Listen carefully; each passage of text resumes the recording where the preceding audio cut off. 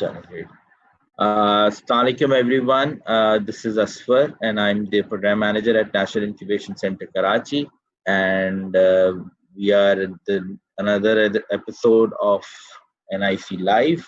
Today we have Mr. Wes Atta Siddiqui.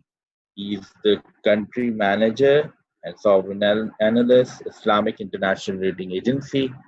और आज जो है वो हमारा टॉपिक है moving towards recession, threats and opportunities. So generally economy भी was not in a very stable position, लेकिन अब जो वर्ल्ड ओवर पेंडेमिक आ गया है कोविड-19 के बाद, so the entire world will be in recession and some fear कि ये और Wes will elaborate further, but लोग तो कहते हैं कि वर्ल्ड वॉर 1 के बाद वाली सिचुएशन बन सकती है या वर्ल्ड वॉर 2 के बाद बन सकती है या whatever. It's like one of the worst time for Mother Earth probably in 100 years. So Wes has extensive experience in finance and in trainings and helping companies and startups, and also with working on the rating side. So without further delaying the presentation, I'll formally introduce and welcome Wes. Welcome to the show, Wes. And कैसे हैं आप? खैरियत से हैं? And you may start. So thank you so much for providing this opportunity. Assalamu alaikum to everyone in the network. First of all, very much appreciation for all of you at NIC Karachi. You all have been doing a great job. I have been following quite a few, not all of them, but quite a few sessions, and I found them very interesting and very diversified, and it was actually the need of the hour. So introduction आपने बता दिया है. Just a brief introduction. I work at Islamic International Rating Agency. I'm responsible for conducting credit ratings in around 16 countries globally. So I do credit ratings for governments, for Islamic banks, for Thaqafat companies, for corporates. Other than that, I have initially worked with PwC Pakistan, AFOS & Co. for around 8 years in its business and its consulting department. And then I am also a corresponding author as Islamic Finance News Malaysia, and then also visiting faculty in a couple of universities in Karachi. So to start with, let me just share my screen. Moving towards recession, threats and opportunities.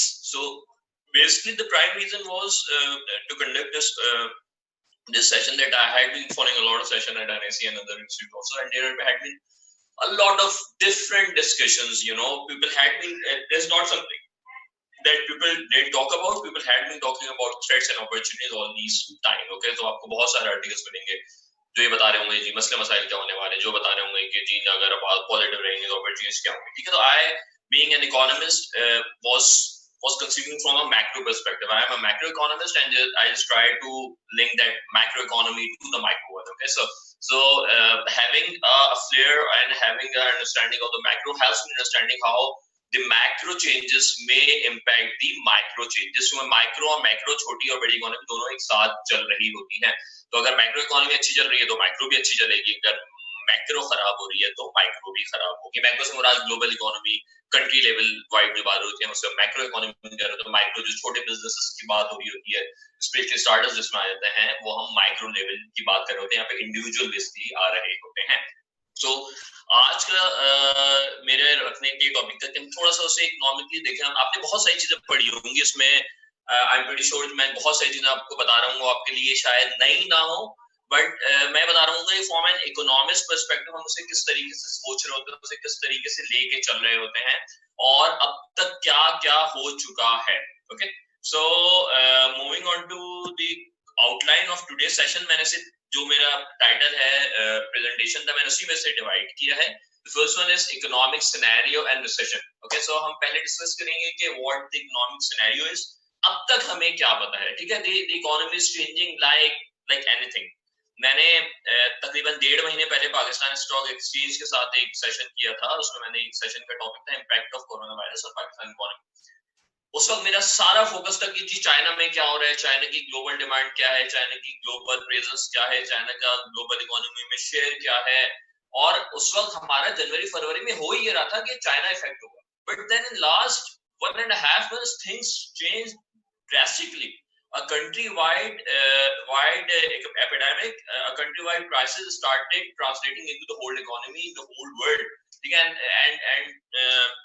few weeks later it actually became a pandemic और तकरीबन पूरी दुनिया में ही अब ये चीज फैल चुकी है। तो उसके हेल्थ मेजर्स तो हैं, बट उसके बहुत ही सिवियर इकोनॉमिक मेजर्स भी होते हैं, इकोनॉमिक कंसिडरेशंस भी होती हैं। तो पहला सेशन हम थोड़ा सा लंबा करेंगे। लंबे से मुराद ये कि आई थिंक हमारे पास 2 घंटे हैं, तो हम कोशिश करेंगे कि 90 minutes to 100 minutes हम अपना सेशन कंप्लीट करें और आखिर के 20 से 25 मिनट हम आपके क्वेश्चंस लें। And I am pretty sure कि आपके बहुत सारे क्वेश्चंस होंगे। तो अगर आपके बीच में भी क्वेश्चंस आते रहते हैं तो you can ask. Oscar may help me in identifying if there are any questions, और अगर नहीं yes, they can just write in the group chat. तो अगर आप चैट पे लिखते जाए तो हम ले सकते हैं। अदरवाइज आपके अगर एंड में क्वेश्चंस हैं जो आप समझते हैं कि इस प्रेजेंटेशन के थ्रू आइडेंटिफाई नहीं हो सके या होने चाहिए थे, या उसमें आपके मजीद क्वेश्चन है, तो you can always come up and you can always ask in the chat. और हम आखिर के 20 मिनट 15-20-25 मिनट उसके लिए रखेंगे ताकि हम आपके सारे तमाम तर तहफ़्फ़ुज़ात को एड्रेस कर सकें, which is prime objective of all these sessions. तो पहले 45-50 minutes we'll be talking about economic scenario and recession. We'll be talking about what global economic growth is, global economy होती कैसी है, उसकी फॉर्मेशन क्या है। फिर हम पाकिस्तान इकोनॉमी पे आएंगे, बात करेंगे पाकिस्तान इकोनॉमी की क्या हो रहा है, किस तरीके से हो रहा है।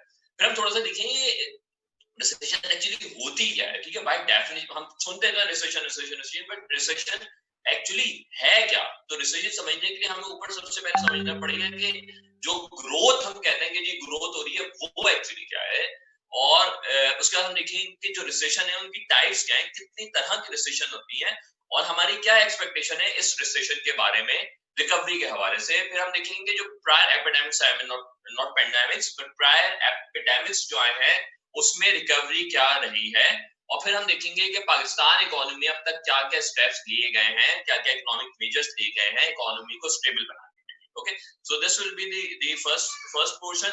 और इस पे मेरा ज्यादा फोकस वैसे होगा क्योंकि this something that will driving the other threats and opportunities obviously. ठीक है, तो अगर आपने इस चीज को सही से समझ लिया, सही आपको समझ में आ गया, तो you will have better idea about the threats and the opportunities. Okay, threats आपने अगेन सुने होंगे जी, अनएम्प्लॉयमेंट होगी और जी पे कट्स हो रहे हैं, सारी चीजें, बट एक्चुअली हो क्या रहा है, उसका इम्पैक्ट क्या है, उसकी सिवियरिटी क्या है, उस चीज पे थोड़ी सी बात करेंगे कि कितना सिवियर है ये, कितनी इश्यूज आने वाले हैं या आ सकते हैं, और उसके लिए जब वो इश्यूज आ रहे हैं वो क्या क्या अपॉर्चुनिटीज लेके आ रहे हैं। तो हम बात कुछ कंपनीज की बात करेंगे। एक थोड़ा सा ऑफ टॉपिक शायद है, बट मुझे लगता है कि बहुत जरूरी है ये करना कि इस वक्त हम किस माइंडसेट में ऑपरेट कर रहे हैं और हमें किस माइंडसेट की जरूरत है। इसमें बहुत सारे सेक्शंस मैं पहले भी सुनता आ रहा हूँ, लोग रेजिलियंस की बात कर रहे हैं, लोग ग्रोथ माइंडसेट की बात कर रहे हैं, लोग प्रोडक्टिविटी की बात कर रहे हैं। There are plenty of such sessions जो कि फ्री भी हो रहे हैं, बहुत सारे एनएससी भी बहुत सारे इस तरह की चीजें हुई हैं। बट यहाँ पे मैं उसकी थोड़ी सी समरी देना शुरू करूंगा, बिकॉज आप अगर उस माइंडसेट में नहीं होंगे तो आपको वो अपॉर्चुनिटीज नजर ही नहीं आएंगी जो कि हमेशा से वहां पे एग्जिस्ट करती थी। तो फिर मैंने एक 6 स्टेप अपॉर्चुनिटी फ्रेमवर्क डिजाइन किया है। मैं बहुत सारी बातें करके चले जाऊं, आपके 2 घंटे ले लूं और मैं आपको कोई ऐसी कंक्रीट चीज ना दूं जिसे आप लेके आगे 3 से 6 महीने चल सकें और अपने आप अपनी थ्रेट्स को अपने इन इकोनॉमिक सिनेरियो को अपॉर्चुनिटीज में कन्वर्ट कर सकें। तो मेरे सेशन का फायदा शायद कोई बहुत ज्यादा फायदा नहीं होगा। तो we'll be discussing opportunities and how you can convert these opportunities into concrete step। तो 6 स्टेप्स हैं जो मैंने 3 कैटेगरीज का आइडेंटिफाई किए, we'll be discussing it। और हम कोशिश करेंगे अगर हमें टाइम मिला कि हम आपसे अपने पेपर पे उन स्टेप्स को लिखवाएं, ठीक है, ताकि you may have some idea कि किस तरीके से हमने उन थ्रेट्स को अपॉर्चुनिटीज में कन्वर्ट करना है। ओके, तो स्टार्ट करते हैं with economic scenario and recession। ठीक है, अच्छा, ग्लोबल इकोनॉमी अगर मैं आपको थोड़ा सा बैकग्राउंड दूं तो हमारा आखिरी क्राइसिस आया था 2008 में, जिसे हम फाइनेंशियल क्राइसिस 2008 कहते हैं। फाइनेंशियल क्राइसिस इस वजह से कहते हैं क्योंकि अमेरिकी फाइनेंशियल मार्केट बैठी थी, उनका रियल एस्टेट बैठा था, उसकी वजह से सारे बैंक्स बैठ गए थे, उसकी वजह से पूरी दुनिया जो है वो रिसेशन में आ गई थी। पाकिस्तान में उसका इम्पैक्ट हुआ था, थोड़ा कम हुआ था, उसके अलग वजूहत हैं, अलग टॉपिक उसमें नहीं जाएंगे। बट मैं ये कहना चाह रहा हूँ कि जो फाइनेंशियल क्राइसिस शुरू हुआ 2008 में, उसे रिकवरी में तकरीबन 10 साल लगे, ठीक है। तो 2018-19 में ये आर्टिकल आने शुरू किए कि we are actually finally recovering from the financial crisis 2008। उसका एक जो सबसे बड़ा इंडिकेटर होता है किसी भी रिसेशन का, वो होता है ग्लोबल इंटरेस्ट रेट्स, ठीक है, कि आपकी जो इंटरेस्ट रेट्स हैं वो कहाँ पे हैं, ठीक है। तो फेडरल रिजर्व जो अमेरिकी सेंट्रल बैंक, इस तरह हमारा स्टेट बैंक ऑफ पाकिस्तान, इस तरह फेडरल रिजर्व ऑफ यूएस है जो कि सेंट्रल बैंक है अमेरिका का। 2008 में क्राइसिस आया तो उस वक्त इंटरेस्ट रेट 5% पे था। वो 5% क्योंकि बहुत हाई, अभी तक नहीं गया वापसी। 5% क्योंकि बहुत ग्लूमी था, बहुत ग्रोथ हो रही थी, बैंक सेक्टर में तबाही मची हुई थी, जबरदस्त प्रॉफिट्स आ रहे थे, तो वो गया 5% से कहां पे, 0% पे। कहां पे गया, 0%। बच्चे मैं उस रेट की बात कर रहा हूं जिस रेट पे सेंट्रल बैंक बैंक्स को पैसे देता है कि वो आगे कस्टमर्स को दे, ओके। तो जो आप ये समझ रहे होंगे कि आपको इतना ज्यादा इंटरेस्ट रेट हाई क्यों हो रहा है, चार्ज क्यों किया जा रहा है, बैंक से चार्ज कर रहे हो, that is separate state all together. But मैं उस रेट की बात कर रहा हूं जिसे हम पॉलिसी रेट या डिस्काउंट रेट कहते हैं। दो इसके मोस्ट कॉमन नाम है, पॉलिसी रेट या डिस्काउंट रेट। वो रेट होता है जिसमें सेंट्रल बैंक बैंक्स को रेट लैंडिंग करता है और बैंक्स आगे अपने कस्टमर्स को। ऑब्वियसली ये रेट जितना ऊपर होगा कस्टमर को रेट उतना ऊपर जाएगा, ये रेट जितना कम होगा कस्टमर को रेट उतना कम आएगा। अच्छा, 0% पे क्यों लाया जाता है, इकोनॉमिक एक्टिविटी बढ़ाने के लिए, ठीक है, क्योंकि रिसेशन है, बिजनेस बैठ रहे हैं, तो जब 0% पे आ जाते हैं तो लोग क्या करते हैं, पैसे लेते हैं और वो बिजनेस में लगाते हैं, एक्सपेंशन करते हैं और उससे एम्प्लॉयमेंट क्रिएट होती है, उससे जो है बहुत सारी चीजें होती हैं। तो 2018 में 9 साल बाद फेडरल रिजर्व ने उस रेट को 0% से बढ़ाने शुरू किया 25 बेसिस पॉइंट पे, मतलब 0.25%, 0.25%, 0.25%, और फाइनली वो पहुंचे तकरीबन 2019 में 2.25 से 2.5 की रेंज में, ठीक है। और फिर दोबारा इश्यूज होना शुरू हुए, इससे पहले ही, मतलब पेंडेमिक से पहले ही यूएस इकोनॉमी थोड़ी सी वीक होना शुरू हुई, उनकी अनएम्प्लॉयमेंट बढ़ना शुरू हुई, तो उन्होंने एक रेट कट किया, ठीक है। देन दिस और फिर एक और रेट कट किया, देन दिस पेंडेमिक हैपेंड। उन्होंने पहले 1.5% से 75 बेसिस पॉइंट्स पे लाया और 75 बेसिस पॉइंट्स इमरजेंसी मीटिंग हुई और वो 0% पे गया। तो this 0% is actually the start of recession, ठीक है। it certifies कि हाँ जी we are actually moving towards a recession। अच्छा, मैं ये क्यों 10 साल बताना चाह रहा हूँ, मैं सबसे बताना चाह रहा हूँ कि रिसेशन कितनी देर बाद हो सकती है, इसे रिकवरी में कितना टाइम लग सकता है। एनीवे, तो ये थोड़ा सा बैकग्राउंड था कि इकोनॉमिक सिनेरियो और रिसेशन किस तरीके से होती है।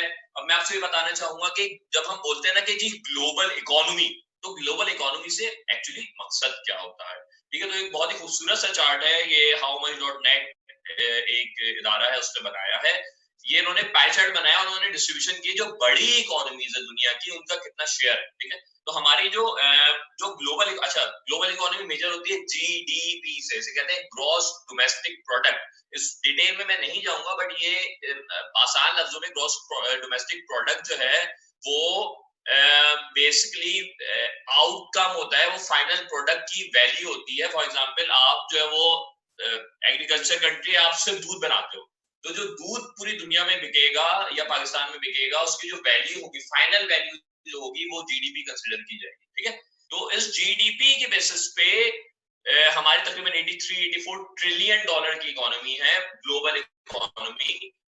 उसमें से 20.5 ट्रिलियन, ये 2018 के नंबर है, 20.5 ट्रिलियन, 24% के करीब यूनाइटेड स्टेट्स प्रोड्यूस करता है। उसके बाद चाइना आता है 13.6 ट्रिलियन, जो कि 15.7% बनता है। फिर we have Japan, we have Germany, we have United Kingdom. ये अलग अलग बहुत सारी कंट्रीज हैं। ये तमाम तर कंट्रीज मिलके क्या बनाती हैं, ये तमाम तर कंट्रीज मिलके ग्लोबल इकोनॉमी बनाती है। तो अच्छा, 2008 में क्या हुआ था, जब यूनाइटेड स्टेट्स नीचे गई थी तो सारी इकोनॉमीज आना शुरू हुई। अच्छा, क्योंकि यूनाइटेड स्टेट्स और चाइना का शेयर ही तकरीबन कोई लगभग 40% है, तो अगर ये दोनों इकोनॉमी जाएंगी तो ग्लोबल इकोनॉमी भी नीचे जाती है। It has such a relation. अच्छा, आपको यहाँ पे पाकिस्तान ऊपर कोने पे दिख रहा होगा, we have a economy of around 0.31 trillion या 300 बिलियन डॉलर की इकोनॉमी है हमारी, ठीक है। तो हम दुनिया का 0.36% बनाते हैं।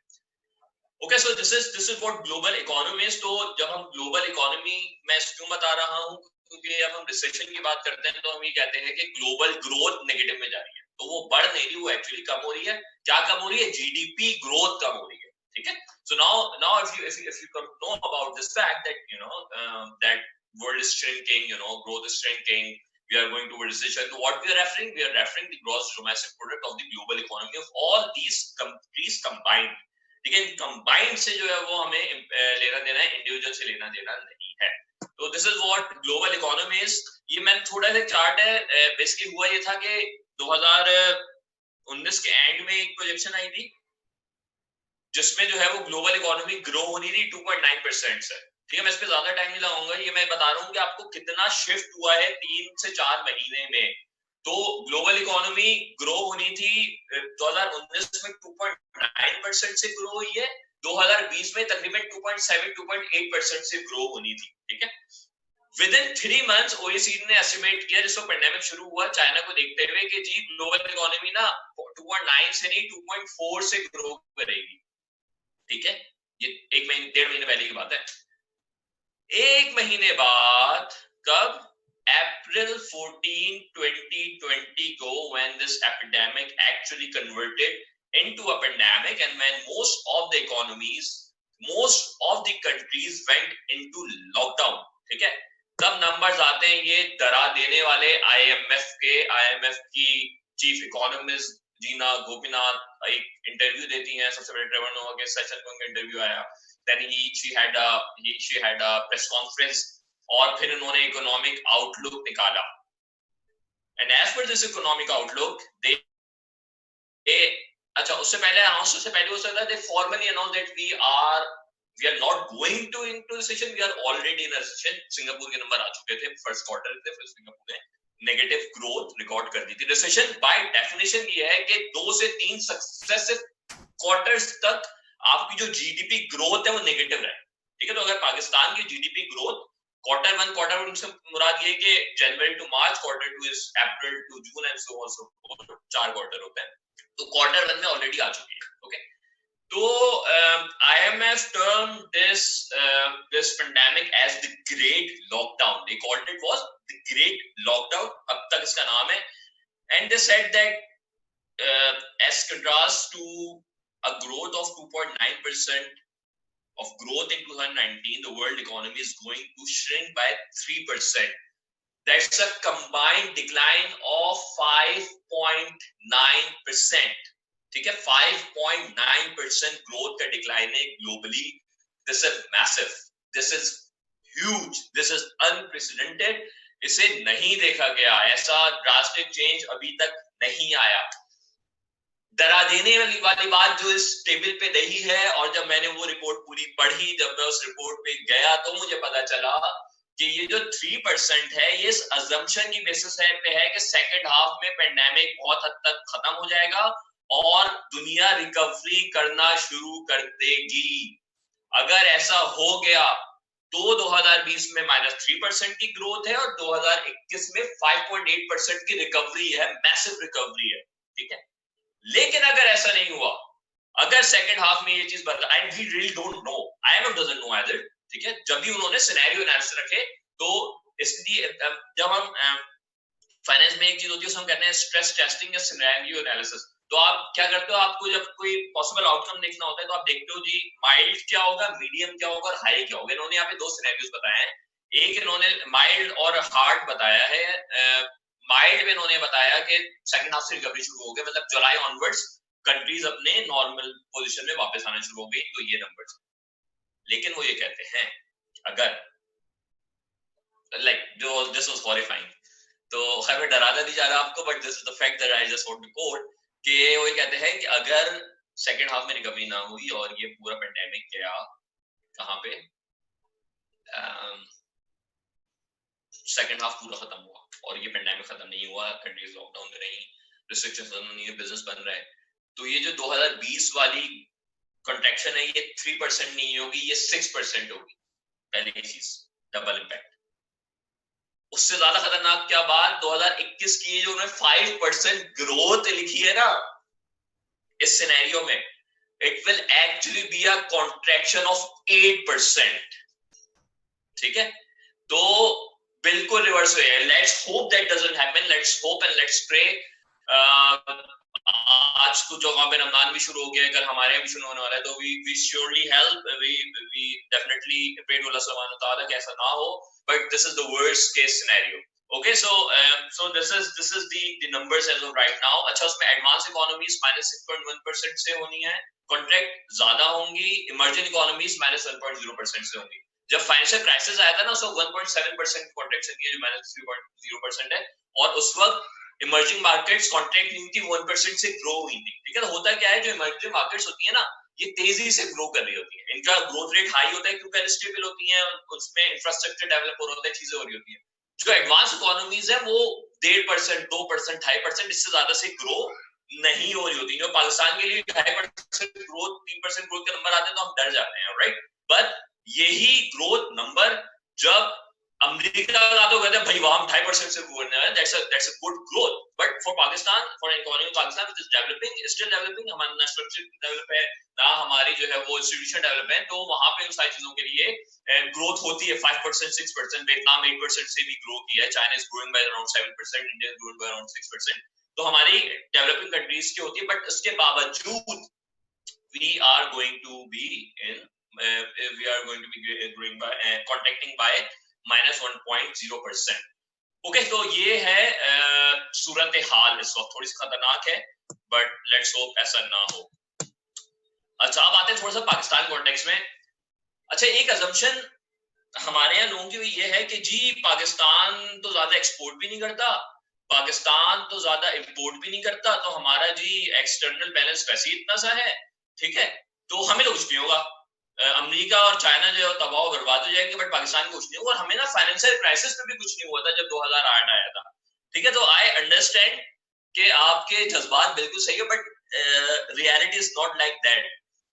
जो 2008 का फाइनेंशियल क्राइसिस था, उसमें लॉकडाउन नहीं हुआ था, उसमें लोगों ने चीजें खरीदना नहीं बंद की थी, उसमें कंपनीज और मार्केट्स और फैक्ट्रीज ये बंद नहीं हो गई थी. ठीक है, जो मैं जिस स्पीच की बात कर रहा हूँ उसमें गीना मुनीबा की कहती हैं, जो चीफ इकोनॉमिस्ट ऑफ IMF, कि this is an extremely unique scenario. क्योंकि होता क्या है आपको बताऊं मैं, जो IMF क्या करता है, जब भी कोई रिसेशन आता है ना, तो IMF या वर्ल्ड बैंक्स जो होते हैं, जो सेंट्रल बैंक्स होते हैं, वो 0% पे लेके आते हैं. उसका मकसद क्या होता है? उसका मकसद ये होता है कि लोग या कंपनीज पैसा बोरो करें, वो पैसा लगे मार्केट में, और लोग जो है वो उस पैसे को खरीदे. ओके, सो उससे क्या होती है, स्पेंडिंग बढ़ती है, you want people to spend. Government जो है वो अपने बजट से बैंक्स को पैसे देती है कि वो आगे दें. They want to keep the economy growing. तो जैसे वो इकोनॉमिक स्लोडाउन खत्म होता है, एक्टिविटी शुरू होती है, तो वो रिकवरी शुरू हो जाती है. उससे इन्फ्लेशन बढ़ती है, उससे बहुत सारी चीजें होती है, बट उससे जो है वो इकोनॉमिक रिकवरी भी होती है. दैट्स दी, मतलब आपसे क्या बोले, एक सीक्रेट फॉर्मूला है, एक इंग्रेडिएंट है जो एक multilateral institution follow करते आए हैं. She herself said, or which is the phenomenon in this particular lockdown, and that is the uniqueness of this lockdown also, कि we cannot do that. हम लोगों को कह ही नहीं सकते कि जाओ जी खरीदो. क्यों? क्योंकि you know all why don't you see that? कि हमारे बड़े उस पे जो है वो अभी लॉकडाउन पे बहुत डिबेट है, बहुत सारी चीजें चल रही है, but we cannot just do it. And IMF is saying that do whatever it takes to flatten the curve. So yeah, they are saying that economy can be revived, but human's life cannot. So IMF is very clear about it. 2 दिन पहले हमें $1.4 billion की इमदाद भी आई है IMF से, जिसकी वजह से हमारा रुपी भी थोड़ा सा स्टेबल हुआ है. That's a separate story altogether. But having said that, अभी IMF ने एक साउथ एशिया इकोनॉमिक फोकस दिखा है, जिसमें हम ये एक्सपेक्ट कर रहे हैं कि पाकिस्तान की इकोनॉमी एक्चुअली 2.2% से श्रिंक हो सकती है 2020 में. हम पहले ही 3% जो है वो हमारा एस्टिमेट था. पहले ही ऑब्वियसली जो हम स्ट्रक्चर इश्यूज देना उसके वजह से भी ऑलरेडी हैड लिमिटेशंस IMF की वजह से, तो हम ऑलरेडी 3% से ग्रो कर रहे थे. पिछले साल हम 5 के अराउंड ग्रो किए थे, 5% के अराउंड. ठीक है, तो हम पहले 3% से थे. आज से 1.5 महीने पहले हमारे जो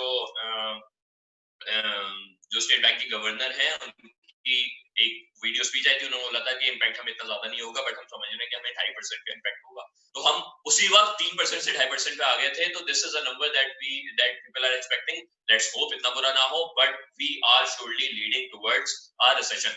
अच्छा, ये नोट मुझे एक नीचे दिखा, ये मुझे बहुत अच्छा लगा, मैंने यहाँ पे डाल दिया। जर्नलिस्ट है कि नोट डाले नहीं आते। This is the thing that I was discussing in the start of the session के 1.5 महीने पहले जो मैंने PSX में सेशन अटेंड किया, कंडक्ट किया था, और आज जो सेशन है entirely डिफरेंट, सब कुछ चेंज हो चुका है।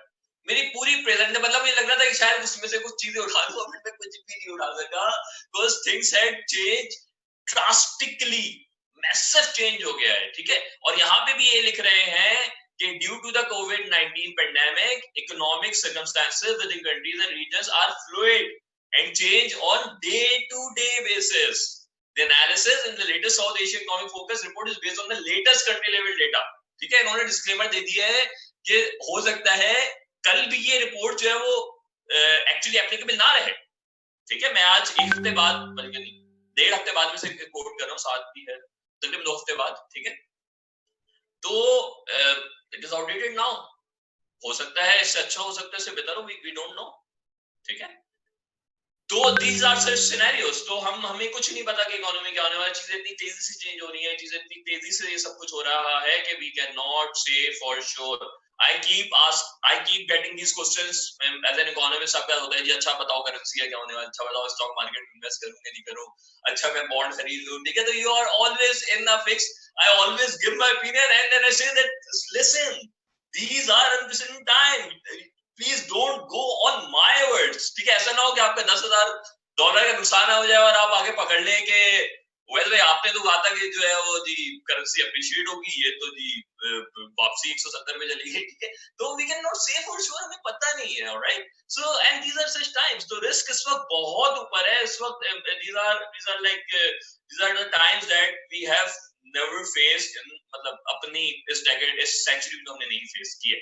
तो पाकिस्तान इज डेफिनेटली अब तक के हमें लग रहा है कि हम रिसेशन में आने वाले हैं। डिपेंड करेगा कि हमारी फैक्ट्रीज किस तरह होती है, हमारा कर्व किस तरीके से फ्लैटन होता है, उन सारी चीजों पे जो है वो होपफुली अल्लाह करे कर्व फ्लैट हो, हम उस पर कंट्रोल पाए, सेकंड हाफ में चीजें खुल जाएं। तो हमें अच्छी खबर यह है कि हम 2021 में बहुत रिकवरी देखेंगे। हो सकता है 2021 में हम जो है वो 7% 8% से भी ग्रो कर रहे हो, दैट कैन हैपन, ठीक है। ओके, तो पाकिस्तानी इकोनॉमी में सबसे पहले बताता हूँ कि एक्सटर्नल शॉक्स क्या होते हैं। रिसेशन आती है किसी भी एक्सटर्नल शॉक से, ठीक है। तो एक्सटर्नल शॉक दो तरह के ब्रॉड अगर आप देखें तो एक मैन मेड होता है और एक नेचुरल शॉक होता है, जिसे कैटास्ट्रॉफी कहते हैं। तो मैन मेड ये होता है कि 2008 का फाइनेंशियल क्राइसिस जो था दैट वाज मैन मेड, ठीक है। आपको पता था कि आपने सब प्राइम लैंडिंग नहीं करनी, आप फिर भी करे जा रहे हैं। आपको पता था कि वो जो बंदा है वो पे नहीं कर सकता, पर बैंड किए जा रहे हैं, ठीक है। तो it was something that was man made, and then we have such scenario. और जैसे ऑयल प्राइस स्लम था, ठीक है, वो अगेन नेचुरल चीज है, बट अगेन डिमांड सप्लाई पे चल रही होती है। Tsunami is a natural thing, ठीक है। तो this is one such scenario जो कि नेचुरल कैलामिटी है, नेचुरल कैटास्ट्रॉफी, और इस पे जो है वो एज सच कुछ जो है वो नहीं किया जा सकता। It takes time to get recovered from these shocks, but external shocks की definition बताने का मकसद ये था कि these are the shocks that actually put the economies into recession। ये एक कंट्री वाइड भी हो सकते हैं, ये ग्लोबल भी हो सकता है। तो global pandemic is actually an external shock which is applicable to all of the countries global. Okay, interesting. सबसे अभी मैंने आपको बताया कि मैंने आपको ग्राफ दिखाया था ये वाला कि -3.0% है और फिर 5.8% है, ओके। सो इसे हम कहते हैं वी शेप रिकवरी। इसे क्या कहते हैं? वी शेप मतलब क्या हो रहा है, यूं यहाँ पे ग्रोथ है वो नीचे यूं करके आ रही है। मैं ग्राफ की बात करूंगा, अज्यूम अ ग्राफ, ठीक है। ऊपर 2.9% है, नीचे आए 3% पे और फिर वापसी शूट करेंगे 5.8% पे। This is what we call V shape recovery, V बनता है। तो देयर इज दिस वेरी अच्छा। दूसरी यू क्या है कि वो आए नीचे और वहीं पे थोड़ा सा रहे, 1 साल 2 साल 3 साल 2 क्वार्टर 4 क्वार्टर, और फिर वो जाए तो वो यू की तरह की बनेगी कि वो आया रिसेशन में रहा थोड़ी देर और फिर उठा। तो वी फौरन नहीं उठा बल्कि you. And then we have L-shaped recovery. L-shaped recovery is like, I don't know, Spanish जो भी शायद वो होगा या वर्ल्ड वॉर में वो होगा कि वो आया रिसेशन में और वो वहीं पे रहा अगले 6 क्वार्टर, 8 क्वार्टर, 10 क्वार्टर्स, ठीक है। तो these are 3 basic types of recoveries। अब आप ये अक्सर आप जो भी अभी इकोनॉमिक रेट आर्टिकल पढ़ेंगे वो डिस्कशन ये हो रहा है कि वी शेप है कि यू शेप है, वी शेप है कि यू शेप है, ठीक है। People are fortunately saying that it should ideally be a V-shaped recovery. We expect, we really hope that happen. But it may also be a U-shaped recovery. We cannot say for sure. But there was this article from on Harvard Business Review. ये 2 महीने पहले आया था. तो but this is about epidemic. तो epidemic वो कहते हैं कि 2002 में जो सार्स आया था उस वक्त 2003 में आप देख रहे हैं रियल जीडीपी ग्रोथ में हांगकांग बेस था जो रिकवरी हुई थी वो क्या हो गई थी वी शेप थी. यहाँ पे आपको दिखेगा लेफ्ट मोस्ट जो ऊपर है पिंक वाला शॉकिंग पिंक वाला जो ग्राफ्स की बात कर रहा हूँ मैं रियल जीडीपी ग्रोथ का 2003 में आपको डिप दिखेगा नीचे और फिर एकदम आपको शार्प रिकवरी दिखेगी 2004 में. ये क्वार्टर वाइज बना हुआ है. ठीक है. फिर आपको जब आप आते हैं हांगकांग 1968 में तो यहाँ पे भी आपको 67 के बाद एक जो है वो रिकवरी नजर आएगी वी रिकवरी. बट आगे फिर है वो अलग है. बट यहाँ पे आपको वी रिकवरी दिखेगी. फिर इसी तरह एशियन फ्लू आया था 1958 में 116,000 इसमें यूएस डेथ्स हुई थी. तो इसमें भी 1958 में आपको नीचे रियल जीडीपी की ग्रोथ में और even real GDP US trillion dollar में आपको एक वी नजर आएगा. फिर स्पेनिश फ्लू 1918 जिस पे अभी बहुत बातें हो रही हैं कि जो स्पेनिश फ्लू आया था उस वक्त 6,000 डेथ्स हुई थी सारी चीजें हुई थी. ठीक है. तो उसमें भी आपको एक 1917 में it's a V shape recovery. ठीक है. तो हमें जितने मुझे ज्यादा मिले हैं उसमें हमें वी शेप रिकवरी ही नजर आई है. बट और आईएमएफ भी अभी तक यही एक्सपेक्ट कर रहा है कि hopefully it's going to be a V shape recovery. So if that happens that we have a good news कि हमें जो है वो इंशाल्लाह अगले साल रिकवरी मिलेगी और अगले साल एक अच्छा साल होगा based on history. So this is it. इसके बाद 2 मेजर स्लाइड्स है इकोनॉमी के हवाले से कि ये सारी चीजें हो तो गई पाकिस्तान की. मैंने बहुत सारी आपको जो है वो बुरी खबरें दे दी कि हम रिसेशन में जा रहे हैं. सारी चीजें हो रही हैं. पाकिस्तान अब आप यू में आज पाकिस्तान गवर्नमेंट क्या कर रही है. ओके. लॉकडाउन पे डिस्कशन के अलावा कि जी लॉकडाउन होना चाहिए कि नहीं होना चाहिए इसके अलावा गवर्नमेंट क्या कर रही है. तो इसके अलावा गवर्नमेंट ये कर रही है. अच्छा 2 तरह के मेजर्स होते हैं. देखिए जो इकोनॉमी होती है ना उसकी मेजर 3 पोर्शंस होते हैं. एक होता है फिस्कल साइड. ठीक है. जो जिनका इकोनॉमिक बैकग्राउंड है उन्हें ऑलरेडी पता होगा और just revision for all non economy के फिस्कल साइड होती है. फिस्कल साइड में जो है वो गवर्नमेंट आ जाती है. ठीक है. इसमें टैक्सेस आ जाते हैं, इसमें एक्सपेंडिचर्स आ जाते हैं, इसमें डेट आ जाता है, इसमें इंटरेस्ट पेमेंट्स आ जाती हैं, इसमें ये सारी चीजें आ जाती हैं जो कि गवर्नमेंट का जिससे लेना देना होता है. और वो चीज आ जाती है जिसका जो है वो हम ये कहते रहते हैं जी ऑस्टेरिटी मेजर्स होने चाहिए, एक्सपेंडिचर कम होने चाहिए, रेवेन्यू बढ़ना चाहिए. और आईएमडी भी उसी पे बात कर रहा था. This is fiscal side. Okay. So वो चीज रिफ्लेक्ट हो रही आती है फिस्कल डेफिसिट पे. दूसरी बड़ी साइड होती है जिसे हम कहते हैं मॉनेटरी साइड. मॉनेटरी इकोनॉमी जिसे हम कहते हैं या मॉनेटरी पॉलिसी से कहते हैं वो सेंट्रल बैंक चला रहा होता है. मॉनेटरी पॉलिसी होती है कि इंटरेस्ट रेट्स क्या होंगे, इन्फ्लेशन किस तरीके से रहेगी, मनी सप्लाई मनी डिमांड किस तरीके से रहेगी, बैंकिंग सेक्टर किस तरह के चलेगा, उसकी रिजर्व रिक्वायरमेंट्स किस तरीके से होंगी, नॉन परफॉर्मिंग लोन्स किस तरीके से आ रहे होंगे. ये सारी चीजें मॉनेटरी पॉलिसी में आ रही होती हैं. तीसरी आती है एक्सटर्नल और बैलेंस ऑफ पेमेंट पोजीशन. ये पाकिस्तान से इतनी ज्यादा लिंक्ड नहीं है क्योंकि येट अगेन हम जो है वो एक इतनी ज्यादा ओपन इकोनॉमी में हमारी नहीं है. बट फॉर द इकोनॉमीज जो कि बहुत ज्यादा एक्सपोर्ट्स पे डिपेंड करती थी वो वहां पे आके जो है वो हिट होंगी. अच्छा एक चीज मैंने यहाँ पे डेलिबरेटली कवर नहीं की वो है कमोडिटी प्राइस डिक्लाइन. ठीक है. आपको पता होगा ऑयल जो है वो नीचे आ गया है ड्यू टू नेगेटिव डिमांड आपकी बहुत कम. मतलब वो शुरू हुआ था यूएस और रशिया और जीएससी के फंडे से. sorry for using that word but that was actually a fight between US and Russia which brought the price down to around $20 $50 से. ठीक है. तो वो अभी तक चल रहा है. we saw some negative. वो उसकी एक अलग स्टोरी है. तो वो यहाँ पे आके मैंने इस वजह से नहीं किया क्योंकि that's a separate topic all together. But यहाँ पे उसका डायरेक्ट लिंक इस तरीके से नहीं बन रहा. और अगर मुझ पे आता है that's a different world all together. उस पे हमें अलग से 2 घंटे चाहिए होते शायद. ठीक है. बट ये कि उसका पाकिस्तान को फायदा होगा क्योंकि हम नेट ऑयल इंपोर्टर्स हैं. So we will be having some sort of advantage. तो हमें फायदा होगा. एनीवे तो क्या किया है. अच्छा तो सबसे पहले मेजर 2 स्लाइड्स है इसमें. पहली slide is related to fiscal. मुझे शायद ऊपर लिख देना चाहिए था कि पहली इज फिस्कल के मैं बताऊंगा फिर मैं आपको बताऊंगा मॉनेटरी के. ठीक है. फिर यहाँ पे हम इकोनॉमी सेक्शन खत्म करेंगे और फिर हम ये भी कर सकते हैं कि इकोनॉमी से रिलेटेड हम अगर चाहें तो सवाल ले लें डिपेंडिंग ऑन असर's call what he thinks so. और फिर हम आगे थ्रेट्स और अपॉर्चुनिटीज की तरफ बढ़े. But let me just first complete it कि सबसे पहले क्या हुआ. आपने सुना होगा कि हमने 1.2 ट्रिलियन या 1200 बिलियन रुपीस का फेडरल गवर्नमेंट ने पैकेज दिया. अच्छा उस पैकेज में क्या था? अच्छा पहली बात तो ये पैकेज कहाँ से आ जाता है? तो पैकेज भी आया होगा यकीनन आपने डेवलपमेंट के एक्सपेंडिचर्स जो है वो कम किए होंगे, आपने ये सोचा होगा हाँ यार हमें जो है ना वो IMF से इमदाद आ जाएगी तो अभी हम लोन ले लेते हैं। मुझे I am not really sure about the source of this 1.2 trillion but government budget से ही आ रहा है, तो आई एम अज्यूमिंग कि कोई एक्स्ट्रा बजट होगा जो आगे के लिए रखा होगा वो उन्होंने यहाँ पे इस्तेमाल किया है। अच्छा की मेजर्स क्या किए? सबसे पहले इन्होंने elimination board emergency health equipment, तो जितनी भी इमरजेंसी हेल्थ इक्विपमेंट चाहिए था कोविड-19 को लड़ने के लिए उस पे ड्यूटीज हटा दी ताकि सस्ता और जल्दी जो है वो हमारे पास चीजें आ सके।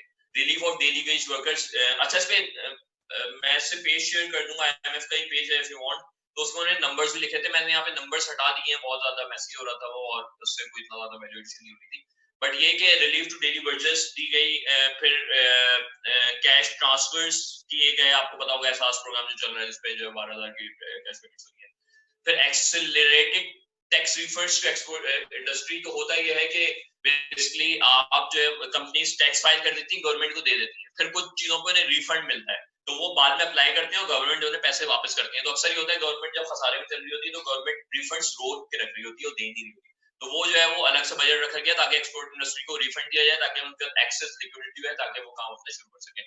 Financial support to SMEs, small and medium enterprises को जो है वो को भी जो है वो सपोर्ट किया गया, उन्हें जो है वो पैसे दिए गए। अच्छा the economic package also involves resources for an accelerated procurement of wheat, ठीक है, व्हीट के जो एग्रीकल्चर थे उन्हें सपोर्ट किया गया, यूटिलिटी स्टोर्स को फाइनेंशियल सपोर्ट प्रोवाइड की गई, रिलीफ इन फील्ड प्राइसेस, तो जो 12-17 रुपए का जो है वो पैसे कम हुए थे वो एक्चुअली सब्सिडी दी गई थी गवर्नमेंट की तरफ से, तो वहां पे पैसे आया था। हेल्थ एंड फूड सप्लाई में पैसे लगे, इलेक्ट्रिसिटी बिल रिलीफ दी गई, आपने सुना होगा 300 से जो है वो 300 यूनिट से ज्यादा वालों को पेमेंट नहीं करनी, अगले 3 महीने नहीं करनी, तो वो कि इलेक्ट्रिक इतना अच्छा नहीं है या आपदा इतनी अच्छी नहीं है कि वो अपनी जेब से दे, वो गवर्नमेंट सपोर्ट कर रही होती है, गवर्नमेंट सब्सिडी देती है तब वो आपको ऑफर मिलती है आगे। इमरजेंसी कंटीजेंसी फंड बनाया गया, NDMO को ट्रांसफर किए गए ताकि वो उस पेंडेमिक से लड़ने के लिए जो नेसेसरी चीजें हैं वो खरीद सकें। ओके, तो फिर कुछ चीजें की गई प्रोविंशियल लेवल पे। प्रोविंशियल लेवल पे क्या किया गया? प्रोविंशियल लेवल पे जो है वो फिस्कल मेजर्स दिए गए, कैश ग्रांट्स की गई, टैक्स रिलीफ दी गई, गवर्नमेंट ऑफ पंजाब ने अपना एक 18 बिलियन का कैश ग्रांट प्रोग्राम चलाया, ठीक है, गवर्नमेंट ऑफ सिंध ने अपना एक कैश ग्रांट और राशन डिस्ट्रीब्यूशन का जो है वो कैंपेन चलाई, ठीक है, तो these are the initiative that has been reported by the IMF, जो कि हर, अच्छा ये बड़ा अच्छा पेज है IMF का, अगर आप चाहें तो आप विजिट कर सकते हैं, दिस इज करंट, और इसमें IMF हर कंट्री के मेजर्स दे रही है कि फिस्कल पे क्या, मॉनेटरी में क्या और एक्सटर्नल में क्या क्या मेजर्स लिए गए हैं। तो if you want to see what other countries are doing, मेरा क्योंकि इकोनॉमी से ताल्लुक है, मैं इकोनॉमिस्ट हूं, पिछले 12-15 दिन में मैं कोई 8-10 तो नहीं 6-8 इकोनॉमिक रिव्यूज लिख चुका हूं, तो आई हैव बीन रीडिंग के नाइजीरिया में क्या हो रहा है जी, अल्जीरिया में क्या हो रहा है, साउथ अफ्रीका में क्या हो रहा है, सऊदी में किस तरीके से चीजें आ रही है, उनपे क्या इम्पैक्ट आ रहा है, तो हर कंट्री अपनी चीजों के मुताबिक जो है वो स्टेप्स दे रही है, बट लार्जली यही स्टेप्स हैं कि कैश रिफंड्स दिया रहे हैं, सैलरी सपोर्ट दी जा रही है, राशन डिस्ट्रीब्यूशन तो मैंने कहीं नहीं पढ़ी, बट कंपनीज को बहुत ज्यादा सपोर्ट दिया रही है, टैक्स रिलीफ दी जा रही है, पोर्ट्स पे रिलीफ दी जा रही है। सो दिस इज फिस्कल, इसका इम्पैक्ट क्या होगा? इसका इम्पैक्ट ये होगा हमारा फिस्कल डेफिसिट जो 8% पे था वो मजीद बढ़ जाएगा इसके साथ 2020 में, ठीक है, तो हमें जो है वो थोड़े से और पैसे लेने पड़ेंगे उस डेफिसिट को मीट करने की वजह से, उस वजह से हमारे जो है इंटरेस्ट पेमेंट्स और बढ़ जाएगी, तो दिस इज वन इम्पैक्ट। लेकिन हमारा इंटरेस्ट रेट क्योंकि कम हो रहा है तो वहां से हम कुछ हद तक सपोर्ट हमें मिलेगी, तो दिस इज फिस्कल साइड। दूसरी which is more relevant to businesses,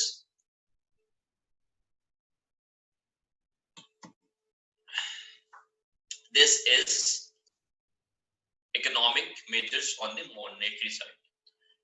अच्छा, जो मैं आपको बता रहा था ना कि फेडरल रिजर्व ने क्या किया, फेडरल रिजर्व ने 2.5% तकरीबन 6-8 महीने की ड्यूरेशन में 2.5% से इंटरेस्ट रेट वो 0% पे ले आए, और भी दुनिया में यही ट्रेंड फॉलो हुआ, ठीक है, तो ये आता है एम्बिट में मॉनेटरी पॉलिसी से, ठीक है, तो ये मॉनेटरी पॉलिसी या सेंट्रल बैंक डिसाइड करता है कि आपका जो है वो इंटरेस्ट रेट क्या होगा, ठीक है, तो हमारा इंटरेस्ट रेट बहुत ऊपर चल रहा था क्योंकि हमारी इन्फ्लेशन बहुत ऊपर थी, that's a separate story all together, मैंने एक पाकिस्तान स्टॉक एक्सचेंज में एक वेबिनार दिया था, उसका नाम होगा impact of monetary policy on stock exchange performance. PSX के चैनल पे आपको मिल जाएगा, वो तकरीबन 40 मिनट की डिस्कशन है। उसमें बहुत अच्छे से आपको पता चलेगा कि किस तरीके से जो है वो monetary policy, inflation monetary policy को इम्पैक्ट कर रही होती है। बस होता ही है कि इन्फ्लेशन से ऊपर जाएगी तो मॉनेटरी पॉलिसी या इंटरेस्ट रेट ऊपर जाएगा। ठीक है, तो पिछले 2 से 3 महीने में स्टेट बैंक ने कोई 425 बेसिस पॉइंट या 4.25% से अपना इंटरेस्ट रेट कम किया है। अच्छा, इस इंटरेस्ट रेट कम होने से हुआ क्या? इस इंटरेस्ट रेट कम होने से ये हुआ सबसे पहले कि जो गवर्नमेंट की बोरोइंग है बैंक से, जो कि बिलियंस में है, उसकी इंटरेस्ट पेमेंट कम हो गई। ठीक है, कई बिलियन का, तकरीबन 700 बिलियन रुपीस का फर्क आता है 2.5% से, बहुत ज्यादा हो गया होगा। ठीक है, तो हम तकरीबन 1 ट्रिलियन के अराउंड फायदा कर रहे होंगे गवर्नमेंट का जब इंटरेस्ट रेट कम। फिर क्या होगा? जो बिजनेसेस हैं जो सफर कर रहे हैं, वो पहले उन्हें लैंडिंग होती है 16% पे, अब वो रही होगी शायद 12% पे। ठीक है, तो उनका इंटरेस्ट पेमेंट कम हो जाएगी, उनकी शायद अफोर्डेबिलिटी उसकी बढ़ जाएगी। ठीक है, तो दिस इज वन स्टेप जो कि सेंट्रल बैंक लेते हैं इकोनॉमी को ग्रो करने के लिए। अच्छा, फिर क्या एक और सर्टिफिकेट, एक और सर्कुलर आया स्टेट बैंक का, उसमें उन्होंने 3 मेजर स्टेप्स लिए। पहला स्टेप लिया कि supporting hospitals and medical centres to purchase equipment to detect, contain and treat कोविड-19। ठीक है, तो कोई भी मेडिकल सेंटर जिन्हें कोई चीज खरीदनी हो तो वो इस पे बहुत नेग्लिजिबल रेट्स, मुझे एग्जैक्टली याद नहीं, 4-5% की बात हो रही थी, वो कर सकते हैं। फिर stimulating investment in new manufacturing plants and machinery. तो अगर आपको आप टेक्सटाइल फर्म हो और आप चाह रहे हो कि आप जो है जी एक्सपेंशन करो, तो आप कंसेशनरी रेट पे फंडिंग दे सकते हो स्टेट बैंक से। Then incentivizing businesses to avoid laying off their workers during the pandemic। एक अलग से एक refinancing facility आई थी, इस पे एक पूरा एक सर्कुलर है जिसपे स्टेट बैंक ने कहा है कि वो कंपनीज जो कि सफर कर रही हैं, दिस इज समथिंग जो अगर हमारे पास बिजनेसमैन लोग मौजूद हैं, जिनके स्टार्टअप्स हैं, जिनकी कंपनीज हैं, this is for you, this is targeting, this policy is actually targeting the small businesses. वो कहते हैं कि अगर 200 मिलियन तक की अगर आपकी 3 महीने की सैलरी एक्सपेंसेस है, तो आप 5% पे जो है वो ले सकते हो स्टेट बैंक से, मतलब बैंक्स के थ्रू ही लेंगे, बट 5% आप उसकी फाइनेंसिंग ले सकते हो, जो कि बहुत ही इजी टर्म्स पे आप उससे वापस कर सकते हो। उसमें फिर एक और 4 दिन पहले या 3-4 दिन पहले एक और क्लैरिटी आई, इसमें हो ये रहा था कोलैटरलाइजेशन का मसला हो रहा था कि जब आप लोन लेते हो तो आप कोलैटरल देने की कोशिश करते, मतलब बैंक चाहते हैं कि आप हमें कोई ऐसी चीज दो जो हम जिसकी कोई वैल्यू हो। ऑलराइट, तो उस वैल्यू के लिए जो है वो स्टेट बैंक ने कुछ कोलैटरल की जो रिक्वायरमेंट्स थी उसे भी कम किया है। Okay, so this is a good step by the state bank of Pakistan. Globally, जैसे for example if I talk about Bahrain, तो बहरीन ये कह रहे हैं, बहरीन गवर्नमेंट ने ये किया है कि जितने भी बहरीनीज हैं उनकी पर मंथ $10,000 से, अगर उनकी $10,000 तक सैलरी उन्हें रिइंबर्स की जा रही है फ्रॉम द गवर्नमेंट। ठीक है, तो ये भी इस तरह के स्टेप्स लिए आ रहे हैं, तो this is a good step and this should be supporting our business. It's a detail, मैं उसकी डिटेल में नहीं आऊंगा, ये आप जाके देख सकते हैं, स्टेट बैंक की वेबसाइट पे अवेलेबल होगा। मैं एंड में आपको अपनी आईडी दे दूंगा, उस पर डिटेल्स चाहिए तो you can also ask me. फिर क्या किया, फिर स्टेट बैंक ने कुछ टेम्पररी रिक्वायरमेंट्स, टेम्पररी जो है वो स्टेप्स लिए बिजनेसेस को मजीद सपोर्ट करने के लिए। वो क्या लिए? अब थोड़ा सा टेक्निकल हो जाऊंगा मैं, इतना टेक्निकल नहीं जाते। एक चीज होती है कैपिटल कन्वर्सेशन बफर, जो कि बैंक्स रखते हैं, जिसे हम कैपिटल एडिक्वेसी कहते हैं, वो कम कर दिया स्टेट बैंक ने, ताकि जो है वो उनका वो ज्यादा लैंडिंग कर सके। फिर उन्होंने जो लिमिट लगाई हुई थी क्रेडिट टू एसएमईज पे, वो उन्होंने जो है वो कम कर दी। ठीक है, फिर इन्होंने डेट बर्डन रेशियो जो है उस पे जो है वो एक रिलैक्सेशन दे दी, उसे बढ़ा दिया 50% 60% पे।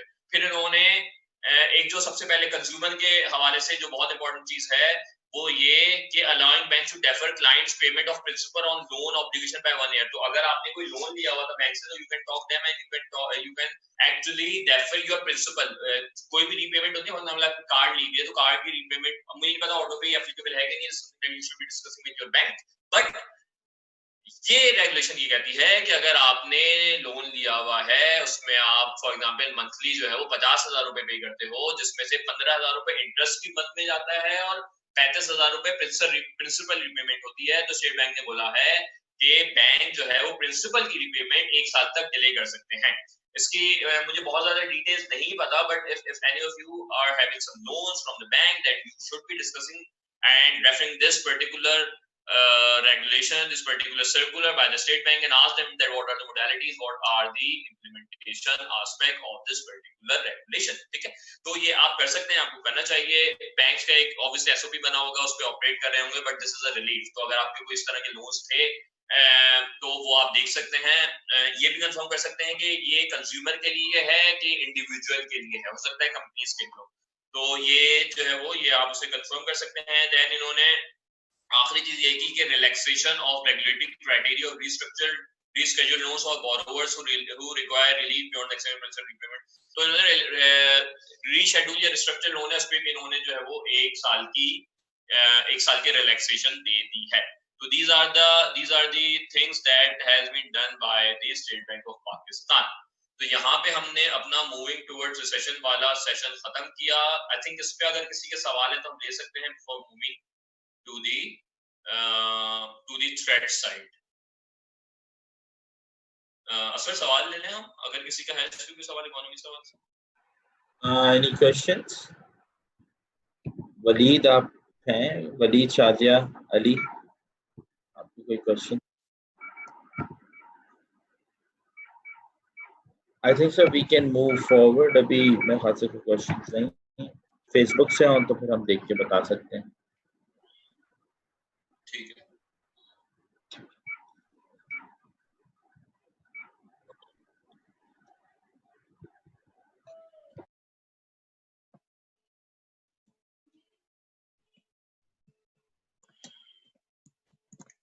तो अब हम आ जाते हैं थ्रेट्स क्या क्या है। थ्रेट्स अगेन थ्रेट्स हम काफी हद तक डिस्कस कर चुके हैं कि क्या क्या होने वाला है, बट उसे हम थोड़ा सा जो है वो देख लेते हैं कि क्या क्या थ्रेट्स हैं जो कि इस रिसेशन की वजह से हो सकते हैं, and then we will move towards opportunities. तो सबसे पहला जो थ्रेट है वो ये है कि या रिस्क है वो ये है कि बिजनेस स्लो डाउन। तो कंपनीज फॉर एग्जांपल टेक्सटाइल जो है वो टेक्सटाइल स्लो डाउन हो गया क्योंकि मार्केट्स बढ़ गए। ठीक है, तो आपकी 3 महीने की जो है वो सेल ही नहीं हो रही। तो जब सेल ही नहीं हो रही तो आप जो है वो प्रॉफिट कहां से, मार्जिन कहां से कमाओगे। दवाइयां बिकना कम हो गई। ठीक है, तो दवाइयां कम बिक रही हैं। रिटेल बिजनेस चल रहा है बट कम चल रहा है। ठीक है, तो this is the first and the foremost threat is the economic and business slow down. इससे हर तरह का बंदा इम्पैक्ट होता है। इससे वो बिजनेसेस भी इम्पैक्ट होते हैं और इससे कंज्यूमर भी इम्पैक्ट होते हैं। ठीक है, तो इससे डेली वेजेस भी इम्पैक्ट होते हैं। अच्छा, दूसरा इज बिजनेस क्लोजर्स। ठीक है, तो दो इन सारे सिनेरियो में वो समांतर बिजनेसेस जो कि सरवाइव नहीं कर पाएंगे, जिनके कैश फ्लोज अच्छे नहीं होंगे, जिनके पास इतना इमरजेंसी कैश रिजर्व नहीं होगा, they will go into closures। this is applicable to a lot of startups, क्योंकि startups वैसे ही जो है वो मन टू मन बेसिस पे कर रहे होते हैं depending on their industries. Obviously आगे अपॉर्चुनिटीज हम डिस्कस करेंगे। कुछ ऐसे स्टार्टअप्स होंगे जो कि बहुत ज्यादा कमा रहे होंगे। फॉर एग्जांपल फूड पांडा जो है वो दे आर हायरिंग। ठीक है, they are hiring like massively. Amazon ने पता नहीं 2 लाख या 20,000 जो है वो लोग हायर किए ग्लोबली। ठीक है, not a startup but e commerce बहुत ज्यादा ग्रो कर रहा है इसमें। ठीक है, तो that's one thing. But business closures की तरफ हम जा रहे होंगे। तो तीसरी चीज इज पे कट्स। तो और मैसिव अनएम्प्लॉयमेंट। तो कुछ जगहों पे जहां पे बिजनेस सस्टेनेबल है वहां पे वी हैव सस्टेनेबिलिटी, बट जहां पे सस्टेनेबिलिटी नहीं है वहां पे वी विल बी हैविंग पे कट्स। ठीक है, तो कुछ कंपनीज क्या कर रही हैं, वो लोगों को फायर तो नहीं कर रही, वो ले डाउन तो नहीं कर रही, but they are actually going towards pay cuts. वो लोगों के पैसे कम कर रही हैं और कुछ कह रही हैं कि हम आपको बाद में पे कर देंगे, और कुछ कह रही हैं बाद में पे नहीं करेंगे। Which brings me to the last point, which is financial difficulties both at an individual level and at a company level। ठीक है, तो इंडिविजुअल पे भी वो मसले होंगे और जी वो कंपनी लेवल पे भी फाइनेंशियल डिफिकल्टीज होंगी। ठीक है, it will lead to massive unemployment. ठीक है, अभी अगली स्लाइड मेरी अनएम्प्लॉयमेंट पे उसमें बात करता हूँ। पॉवर्टी रेट आपका बहुत बढ़ जाएगा। फाइट की एक एक रिसर्च रिपोर्ट आई है जो कह रही है कि पाकिस्तान का पॉवर्टी रेट 24% अभी करंटली है, जो कि अगले 1 से 1.5 साल में, मुझे एग्जैक्टली टाइम पीरियड नहीं है, 44% पे जा सकता है। ठीक है, पॉवर्टी रेट की एक डेफिनेशन होती है। पॉवर्टी रेट ये कहता है कि I think $1.5 per day, I think उसकी भी डिफरेंट टाइप्स है बेसिकली, कि आप किस टाइप को फॉलो कर रहे हो, उसकी डेफिनेशन है। तो जो डेफिनेशन उन्होंने अडॉप्ट की है, उस अडॉप्टेड डेफिनेशन के हवाले से के हिसाब से around 44% of our people will be going into poverty. ठीक है, वो सारे पॉवर्टी में जाएंगे। Obviously it can lead to a lot of things, it can lead to instability, it can lead to thefts, to terrorism even. ठीक है, तो extreme repercussions हैं। तो these are things that nobody is talking about, but these are the threats जो कि अभी आप देख रहे होंगे। I don't know, आप कराची में अगर रहते हो, फॉर एग्जांपल आप यूनिवर्सिटी रोड पे चले जाएं, तो अगर आपकी एक जगह रुक जाए, आपकी गाड़ी रुक जाए, तो you will have people all around you, ठीक है, will be asking for money। ठीक है, तो some of them are professional beggars, but a lot of them are not। Okay, so they are the ones who are actually feeling the heat। तो हमारे जो prime minister आके जो चीज समझाने की कोशिश कर रहे होते हैं, वो ये समझाने की कोशिश कर रहे होते हैं, और अनफॉर्चुनेटली वो चीज पॉलिटिसाइज हो गई है, हो जाती है हमेशा। बट आई डोंट नो, वो जो चीज होती है, हम दो धारी तलवार जो कहते हैं, कि लॉकडाउन बंद करें तो इकोनॉमी खत्म हो, खोले तो इकोनॉमी जो है बेहतर होगी और वो बढ़ेगा, और मतलब it's a very difficult scenario to for everyone. ठीक है, मतलब स्पेशली अगर आप किसी प्रोग्राम अथॉरिटी में हो, तो it's a very difficult scenario. And IMF and World Health Organization is actually saying that this is not a possibility. मतलब आपको ये मसले होंगे। 2 weeks back I had a due diligence meeting with one of the companies in Saudi। ठीक है, they are operating, so we had this discussion, जी आपका क्या हुआ, बिजनेस बंद हो गया है वो, and they said that no, we are in the lockdown but our company is operating। हमने जो है वो बहुत ज्यादा हेल्थ मेजर्स ली हुई हैं, हमें हॉस्पिटल में हमने लोगों को ठहराया हुआ है, हम खाना खुद प्रोवाइड करते हैं, they are using all the masks, all the kits, so we have very high safety measures but we are not going to close down। तो वहां पे ज्यादा कंपनीज ऑपरेट कर रही हैं, इस तरीके से कर रही हैं। मसला ये है कि हमारे यहाँ पॉलिसीज आती हैं, अडॉप्ट नहीं होती है, that's the prime issue that we have. Anyway, तो फाइनेंशियल डिफिकल्टीज बिल्कुल आएंगी। ठीक है, इंडिविजुअल लेवल पे भी आएंगी, कंपनीज लेवल पे आएंगी, something that we have to go through. These are the unemployment stats of US. Pakistan की बताऊंगा मैं, ये वीकली है। अप्रैल के 3rd वीक में 6.6 मिलियन लोगों ने अनएम्प्लॉयमेंट बेनिफिट के लिए अप्लाई किया है। It was around 6.8 million in second week, it was around 3.2 million in first week। ठीक है, 6 और 6 12 13 और 13 और 3 16 मिलियन लोग तो यही हो गए। ठीक है, तो 1.5 करोड़ से ज्यादा 37 करोड़ की पॉपुलेशन है अमेरिका की। ठीक है, पाकिस्तान में एक स्टडी आई है जो ये कहती है कि पाकिस्तान में भी जो पॉपुलेशन जो अनएम्प्लॉयमेंट जाएगी वो तकरीबन 12 मिलियन से 18 मिलियन के बीच पे जाएगी, which is massive, which is huge। ठीक है, तो this is the biggest threat that we have। और इसी threat की हम आगे बात करेंगे अपनी opportunities पे, कि वो से हम उसी threat को किस तरीके से opportunities में कन्वर्ट किया जा सकता है। तो थर्ड थिंग इसमें कि सेक्टर्स एट रिस्क, वो कौन कौन से सेक्टर्स हैं जो सबसे ज्यादा रिस्क में हैं, सबसे ज्यादा इन्हें खतरा है।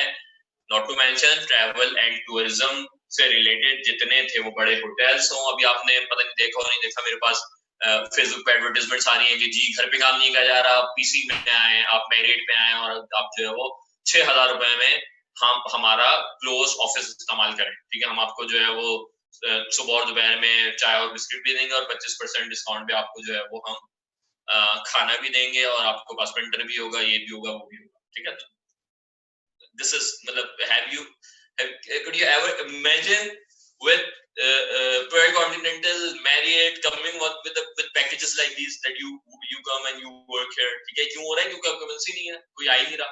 ठीक है, मैरियट तो कराची वाला जाके तो नहीं रुकेगा ना। तो जब आपकी ट्रैवल बैन हो गया, सारी चीजें हो गई, तो आपकी होटलिंग इंडस्ट्री बैठी हुई है। फिर tourism is one such thing जो कि बहुत सारी दूसरी चीजें चला रही होती है, ठीक है। वो जो आसपास के लोग होते हैं, रेस्टोरेंट्स होते हैं, वो इम्पैक्ट होते हैं, ठीक है। ट्रांसपोर्ट इम्पैक्ट होता है। पाकिस्तान में टूरिज्म इतना ज्यादा नहीं है अनफॉर्चुनेटली, बट फॉर एग्जांपल मैं टर्की की बात करूं तो टर्की में tourism is major major economic sector, ठीक है। तो वहां पे जो है वो फॉर एग्जांपल मलेशिया में भी यही है, ठीक है। तो वहां पे बाकायदा पैकेजेस दिए गए हैं टूरिज्म इंडस्ट्री के लिए, ठीक है। तो रेस्टोरेंट्स इम्पैक्ट होंगे, ठीक है। ट्रांसपोर्ट इम्पैक्ट होगा, मॉल्स इम्पैक्ट होंगे, लोग जब बाहर आते हैं दे शॉपिंग करते हैं, ठीक है। तो ये ट्रैवल एंड टूरिज्म का जो है वो पूरा, हमारे यहाँ जो ट्रैवल ऑपरेटर्स हैं, उमरा बंद हुआ है, हज बंद हुआ है, because they are going to be in a mess, उन्हें बहुत मसले मसाइल होंगे। दूसरा sector oil and gas sector, आपको मैंने पहले बताया कि ऑयल जो है वो तकरीबन ब्रेंट जो है वो तकरीबन $25 पे आ चुका है, ये $50 पे था शुरू में, इस पिछले साल $80 पे भी गया, सितंबर अक्टूबर में $80 से वापसी तकरीबन $20 पे भी ऑपरेट कर रहा है। मैं ब्रेंट की बात कर रहा हूँ, जो कि ब्रेंट ओपेक बास्केट जो कि पाकिस्तान खरीद रहा होता है, वो अमेरिका वाला जो नेगेटिव में गया है, that's a separate story all together. आपको ऑयल खरीदने के पैसे नहीं मिलेंगे, ठीक है, तो प्लीज उससे बाहर आ जाए। anyway, but ये कि oil and gas sector is going to suffer at least अगले 1 से 1.5 साल डिपेंडिंग, क्योंकि ऑब्वियसली डिमांड ही नहीं है ना जहाज उड़ रहा है, ना बसें चल रही है, ना गाड़ियां चल रही है, ना कंपनीज चल रही है, सारी चीजों में ऑयल यूज होता था, तो ऑयल की डिमांड कम हो गई है, तो कोई खरीद नहीं दे रहा, तो नीचे पैसे नीचे है। ऑटोमोबाइल एंड ऑटो मैन्युफैक्चरर अभी ये थोड़े से नीचे हो सकता है, पोस्ट पेंडेमिक ये थोड़े से ग्रो करें और इंटरेस्ट रेट जो नीचे हुआ है, बट तो वो थोड़ा रिकवर करे, बट अभी जो है वो ऑटोमोबाइल और ऑटो मैन्युफैक्चर भी नीचे है। होलसेल रेट, रिटेल रेट हमारा इकोनॉमी का तकरीबन 20% बनाते हैं रिटेल सेक्टर, ठीक है। तो वो ऑब्वियसली आपको पता है दुकानें बंद है या रिस्ट्रिक्टेड अमाउंट के लिए खुल रही हैं, लोग एक्स्ट्रा शॉपिंग नहीं कर रहे, ठीक है। तो this is a sector which is in a lot of trouble. Then the last one is general insurance. General insurance में हेल्थ आ जाती है, आपको पता है कि जब चीजें होती हैं तो मेडिकल क्लेम्स होते हैं, कुछ जगहों पे जो है वो पॉलिसीज आई, फॉर एग्जांपल अच्छा ये एक अलग पूरा मैकेनिज्म है ना इंश्योरेंस का, क्योंकि इंश्योरेंस बेसिकली कवर हो रही होती है री इंश्योरर से, तो इंश्योरेंस अपना पूरा ले सकता है, एक और कंपनी होती है इंश्योरेंस से बड़ी, जैसे बड़ी इंश्योरेंस कंपनी कह लें, वो उसका रिस्क कवर कर रही है। पाकिस्तान में इंश्योरेंस री इंश्योरेंस लॉज इतने अच्छे नहीं है, री इंश्योरेंस कंपनी जितनी अच्छी नहीं है, एक इंश्योरेंस कंपनी हमारे पास है, तो ज्यादातर रिस्क इंश्योरेंस को, जनरल इंश्योरेंस को खुद बेयर करना पड़ता है, और गवर्नमेंट तो ऑब्वियसली सपोर्ट करेगी नहीं। फॉर एग्जांपल यूएई में गवर्नमेंट ने कह दिया कि नहीं, जितनी भी pandemic Covid related health issues होंगे वो आपने जो है वो रिमबर्स करना है, आप कहीं से नहीं बचेंगे, आप ये नहीं कह सकते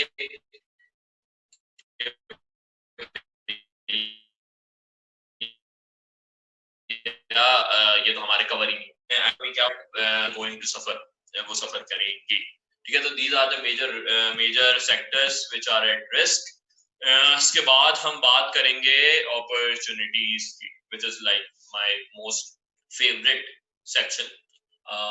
90 मिनट्स का हमारा था, हमारे पास तकरीबन 30 मिनट्स और रह गए हैं, तो हम एक तो ये करेंगे, उसके बाद हम एक छोटी सी एक्सरसाइज करेंगे। तो जो लोग बैठे हुए हैं काइंडली अगर वो एक पेपर और पेन ले आए जब तक मैं पानी पी लूं, पेपर और पेन अपने पास प्लीज लेके रख लें, ताकि हम जो है वो उस एक्सरसाइज को खुद भी परफॉर्म कर सकें।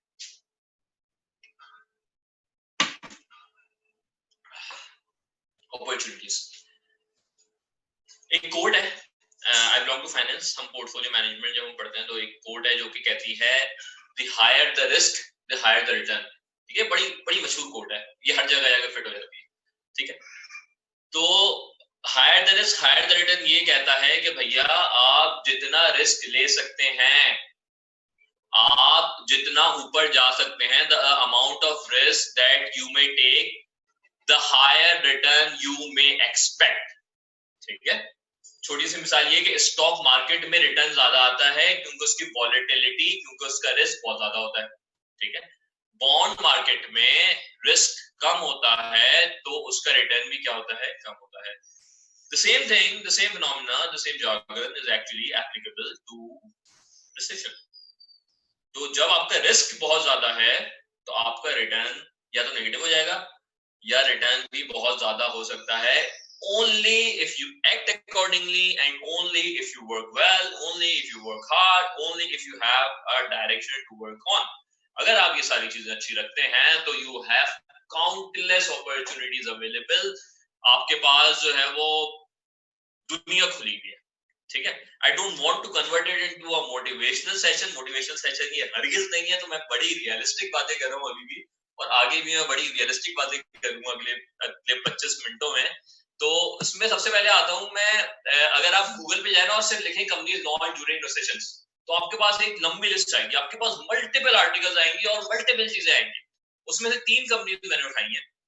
सबसे पहली कंपनी जो रिसेशन में 1908 में एक रिसेशन आया था, ठीक है, इकोनॉमिक रिसेशन था। उस वक्त जो है वो फाइनेंशियल रिसेशन था ये, ठीक है। नेशनल रिसेशन था अमेरिका में, सैन फ्रांसिस्को अर्थक्वेक की वजह से आया था, ठीक है। इसकी वजह से बैंकरप्सी शुरू हो गई थी।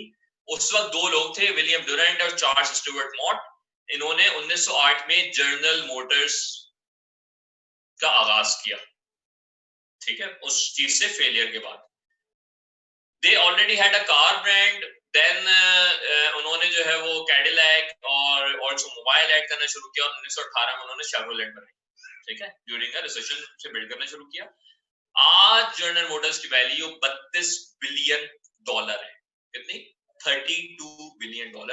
That's 10% of Pakistan economy. मैंने बताया था हमारी $300 बिलियन की हमारी इकोनॉमी है, तो सिर्फ जनरल मोटर की वैल्यू कितनी है? $32 billion. That is equal to 10% of our economy, of our GDP. तो हमने $6 बिलियन से जो है वो $6 बिलियन का कर्जा लिया था अभी आईएमएफ से। तो यू कैन इमेजिन के इसकी क्या 1,64,000 एम्प्लॉयज हैं जनरल मोटर्स के पास। It was actually developed during a recession. HP, Hewlett Packard, उनके बहुत सारी स्टोरीज हैं, बट वन स्टोरी 1930s में ग्रेट डिप्रेशन हुआ था। लोग जो है वर्ल्ड वॉर 2 की तरफ जा रहे थे, वर्ल्ड वॉर 2 शुरू होने वाली थी, जीडीपी जो है वो 10% से कम हो गई थी, अनएम्प्लॉयमेंट 20% थी, और उस वक्त जो है वो विलियम ह्यूलेट और डेविड पैकर्ड ने जो है वो ये कंपनी स्टार्ट की, और इन्होंने ऑफिशियली लॉन्च की 1939 में। और अब ये जो है वो कंप्यूटर प्रोडक्ट्स के नाम से जानी जाती है। $22 बिलियन की इनकी नेटवर्थ है, ठीक है। और तकरीबन 56,000 लोग इन्होंने जो है वो हायर किए। Microsoft, the one and only, हम सबकी, ठीक है। 1973 1975 में आपको पता है अरब वॉर हुई थी, जब इजराइल पे जो है वो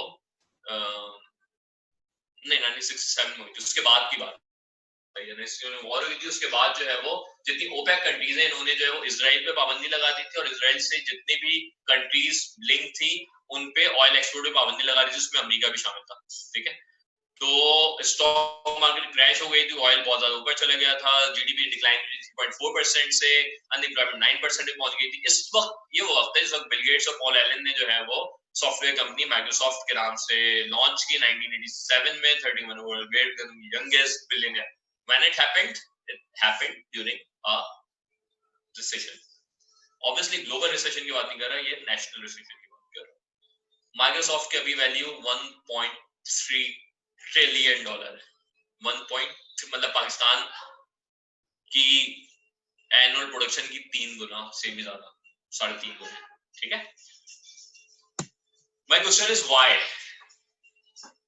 रिसेशन में, अच्छा ये तो कुछ है, व्हाट्सएप देख लें 2009 में हुआ, उबर 2009 में हुआ, 2008 आपसे भी वो सर्च करें वो कंपनीज जो कि 2008 के रिसेशन में बनी, you will find a huge list. My question is why, what do you think? Chat पे आ जाओ, जल्दी से लिख के मुझे बताएं, मैं स्क्रीन बंद कर रहा हूं, कि आपको क्या लगता है कि क्यों ऐसा होता है।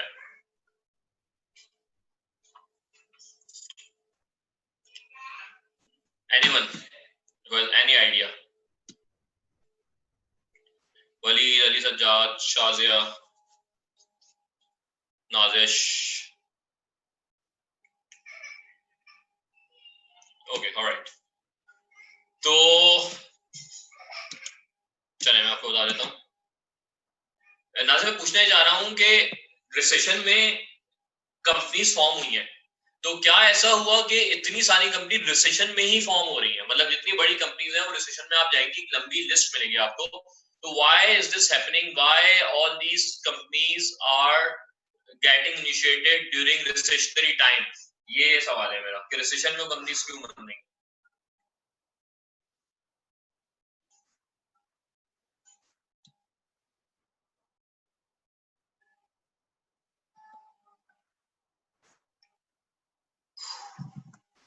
चले मैं आपको बताता हूँ.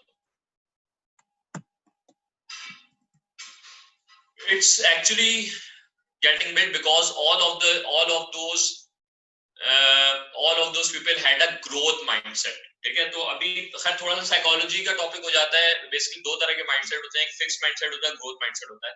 ग्रोथ माइंडसेट वो माइंडसेट होता है जो कि काम करता है towards productivity, towards positivity, and it focuses on the right side rather than the darker one. Okay, so ये वो लोग थे जो कि ऑलरेडी किसी ना किसी चीज पे काम कर रहे थे, and when opportunity arise they took it.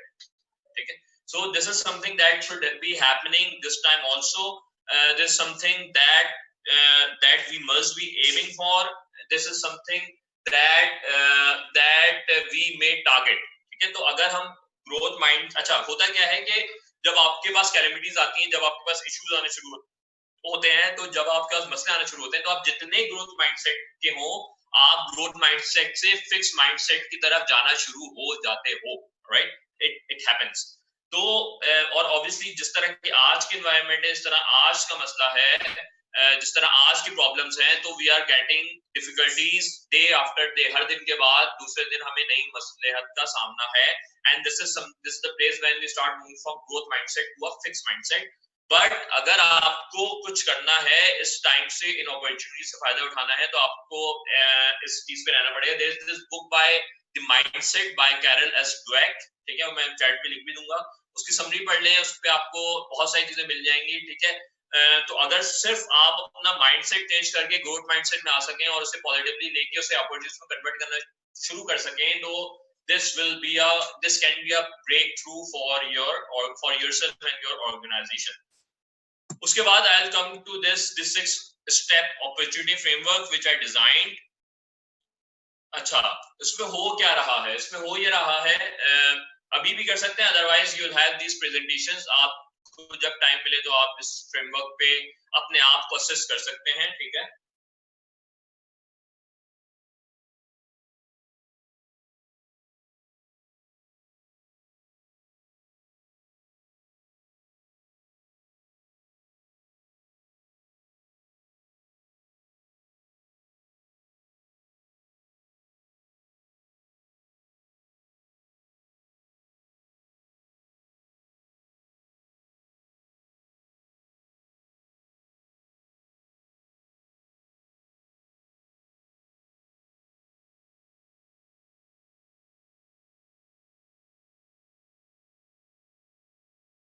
कुछ ना कुछ काम करना चाहते हैं या ऑलरेडी इनका कोई स्टार्टअप है.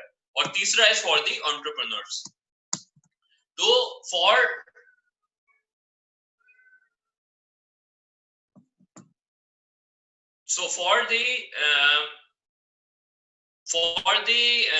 पीपल इन एम्प्लॉयमेंट, पहले स्टेप में आपको क्या करना है कि आप कौन सी इंडस्ट्री में काम कर रहे हैं. ओके, तो मैंने आपको बता दी वो इंडस्ट्रीज जो रिस्क में हैं.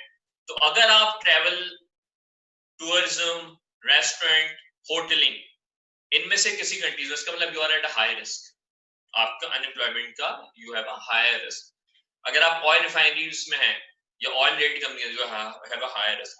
अगर आप ऑटोमोबाइल पे हैं तो you have a higher risk. Okay, अगर आप ऑन द पॉजिटिव साइड, अगर आप ई कॉमर्स साइड पे हैं तो this is positive for you. आप नेगेटिव साइड पे नहीं, आप पॉजिटिव साइड पे हैं. तो you have to assess in what industry you are, और उसकी बेसिस पे आपको ये मार्क करना है हाई, मीडियम, लो पे कि आप किस रिस्क पे अभी लाए कर रहे हैं. ठीक है, पहली चीज. तो उससे आपको ये पता चल जाएगा कि आपके रिस्क क्या है, कितना है. इसमें दूसरा सवाल, are you resourceful and have multiple work responsibilities. अच्छा, रिसोर्सफुल से मुराद क्या होती है? रिसोर्सफुल एक बहुत जिसे हम वर्सेटैलिटी भी बोलते हैं, जिसे हम पॉलीमैथी भी बोलते हैं. एक शख्स होता है जो कि फॉर एग्जांपल मेरा डेटा पंचिंग का काम है. ठीक है, तो मैं आऊंगा और मैं आगे सुबह जो है ना डेटा पंचिंग शुरू कर दूंगा, 9 बजे बैठूंगा और 6 बजे उठ के घर चले आऊंगा. This is my prime responsibility. इसी के साथ एक और है मेरे साथ लड़का जो कि है तो डेटा पंचिंग वाला. वो क्या करता है? डेटा पंचिंग करता है, बट वो नेटवर्किंग में बड़ा अच्छा है, he is a problem solver. तो वो क्या करता है? बीच में वो अपना काम जल्दी करता है और बीच में ही इंटरेक्ट विद अदर्स, जो उसके बॉस से बात करते हैं, उन्हें आइडियाज देता है और प्रॉब्लम सॉल्व करने की कोशिश करता है. ठीक है, तीसरा, वो डेटा पंचिंग भी करता है, प्रॉब्लम सॉल्विंग भी करता है, और जी उसके जो है ना वो उसकी इंटरेक्शन बड़ी अच्छी है, उसकी मार्केटिंग स्किल्स भी अच्छी है, तो कभी कभी वो बिजनेस भी ले आता है, ठीक है, और डेटा पंचिंग के प्रोजेक्ट ले आता है। आपकी कंपनी है जो डेटा पंचिंग का काम करती है, ठीक है, डेटा पंचिंग के प्रोजेक्ट भी ले आता है, ठीक है। तो इन तीनों में अगर कंपनी को ये डिसाइड करना हो कि जॉब कट करनी है, इन तीन में से एक बंदा रखना है, तो वो किसे रखेंगे? वो रखेंगे उस तीसरे वाले को जो कि डेटा पंचिंग भी पूरी करता हो, जिसकी नेटवर्किंग भी अच्छी हो और जो मार्केटिंग भी कर लेता हो, बिजनेस भी ले आता हो। This is what resourcefulness is, this is what you may call at resourceful, ठीक है। तो आपको ये असेस करना है कि आप रिसोर्सफुल है कि नहीं, अगेन हाई मीडियम लो। अच्छा, तीसरा सवाल, are there any areas that you can assist your boss company during कोविड-19? अगेन अगर आप समझते हैं कि रिसोर्सफुल हैं, तो फिर आपको ये देखना पड़ेगा कि इस क्राइसिस में आप क्या वैल्यू ऐड कर सकते हैं, क्या वो एडिशनल काम है जिससे आपके बॉस, आपकी कंपनी को फायदा हो सकता है। ओके, अगर आप रिसोर्सफुल नहीं है तो आपको ये सोचना शुरू कर देना पड़ेगा कि मैं किस तरीके से रिसोर्सफुल बन सकता हूं, because resourceful people are the ones who will have least मैं पहले एक्सप्लेन करूं, फिर आपको मैं चैट वो देखता हूं, which have least chances of getting fired, ठीक है, and people will get fired, that this is for sure. okay, चौथा, do you have a side income? अगर आपके पास साइड इनकम है, आप ट्यूशंस पढ़ाते हैं, आपने करियाना की दुकान घर के नीचे खोली है जिसका रेंट आता है, if you have any sort of side system, then आपके पास you have some sort of cushion, ठीक है। अगर आपके पास नहीं है, then you may think of a side hustle, you may think of something that you may start with your current employment, ठीक है। तो you can think of this. फिर जब आप इन 5 चीजों को हाईलाइट कर लेंगे, तो you should start working on developing a mechanism, a work plan for 6 months. Call it COVID-19 work plan. COVID-19 work plan. उसमें आप क्या रखेंगे? सबसे पहले आप वो जो ऊपर सवाल है वो चारों सवालों के जवाब आ जाएंगे। फिर आप लिखेंगे नीचे कि आपके पास अपॉर्चुनिटीज क्या क्या हैं, आपकी जो करंट नौकरी है आप उसमें क्या क्या काम कर सकते हैं, आपकी जो साइड इनकम है आप उसे किस तरीके से बढ़ा सकते हैं, अगर आपकी साइड इनकम नहीं है तो आप उसे किस तरीके से डेवलप कर सकते हैं, ठीक है। तो ये सारी चीजें। अच्छा, ये आप किस बेस पे करेंगे? This is a methodology for goal setting, is called smart. बहुत नॉन मेथोडोलॉजी है। इस सेशन में ऑब्वियसली मैं डिस्कस नहीं करता, आपसे गूगल करेंगे आपको पता चल जाएगा। वो ये कहते हैं कि आपके जितने भी टारगेट्स हैं, जितने work plan should be specific. कितना साइड इनकम अगर जनरेट करनी है तो 2000 करनी है, 3000 करनी है, 5000 करनी है। दूसरा, मेजरेबल, जो भी आप करनी है वो मेजरेबल हो, नंबर्स में हो, ठीक है। तीसरी, अचीवेबल, ठीक है, वो अचीवेबल हो, मतलब आपने सोचने आया मैं 1 लाख रुपए कमाऊंगा साइड इनकम से, which is not actually achievable during this time, तो it should be achievable। चौथा, it should be realistic, सही है, रियलिस्टिक भी हो। पांचवा, it should be time bound। तो जब भी मैंने 3 to 6 months का लिखा है, वो मैंने इस वजह से लिखा है कि पहले 3 महीने मई जून जुलाई, देन अगस्त सितंबर अक्टूबर, ठीक है। तो ये 6 महीने बहुत क्रिटिकल। तो इन 6 महीने का you should have a defined plan of your work plan, क्या आप इन अपॉर्चुनिटीज जो ये कोविड-19 लेके आ रहा है, जो आप वैसे शायद नहीं देख सके, if you will see it through such lens, इस थॉट के साथ देखेंगे, पॉजिटिव और ग्रोथ माइंडसेट के साथ देखेंगे, only then you will be able, and let me rephrase, let me focus, let me emphasise enough that you will be able to find such opportunities। आपको opportunities मिलेंगी, क्योंकि रिस्क ऊपर है तो opportunities होंगी। ऐसा हो नहीं सकता कि opportunities ना हो, सही है। It's up to you that how you identify those opportunities and how you convert your opportunities into action, and you convert into action into achieving your targets, all right? So this is for the people in employment। कुछ chat आ रही है, I think मैं chat देख लेता हूँ। शादिया ने पूछा, अच्छा ओके, शादिया मैं आपको बताता हूँ। To capitalise on the new and coming, बिल्कुल सही है। अच्छा, ऑब्वियसली आपने बताएंगे चीप डेट रेट्स हो जाते हैं, बिल्कुल सही। Recession lead to unemployment, so lot of tech people available in the market to hire, बिल्कुल सही। Nobody will ask for employee stock options during recession. बिल्कुल. Growth mindset, like you already said, great time to meet. बिल्कुल सही. Companies forming during current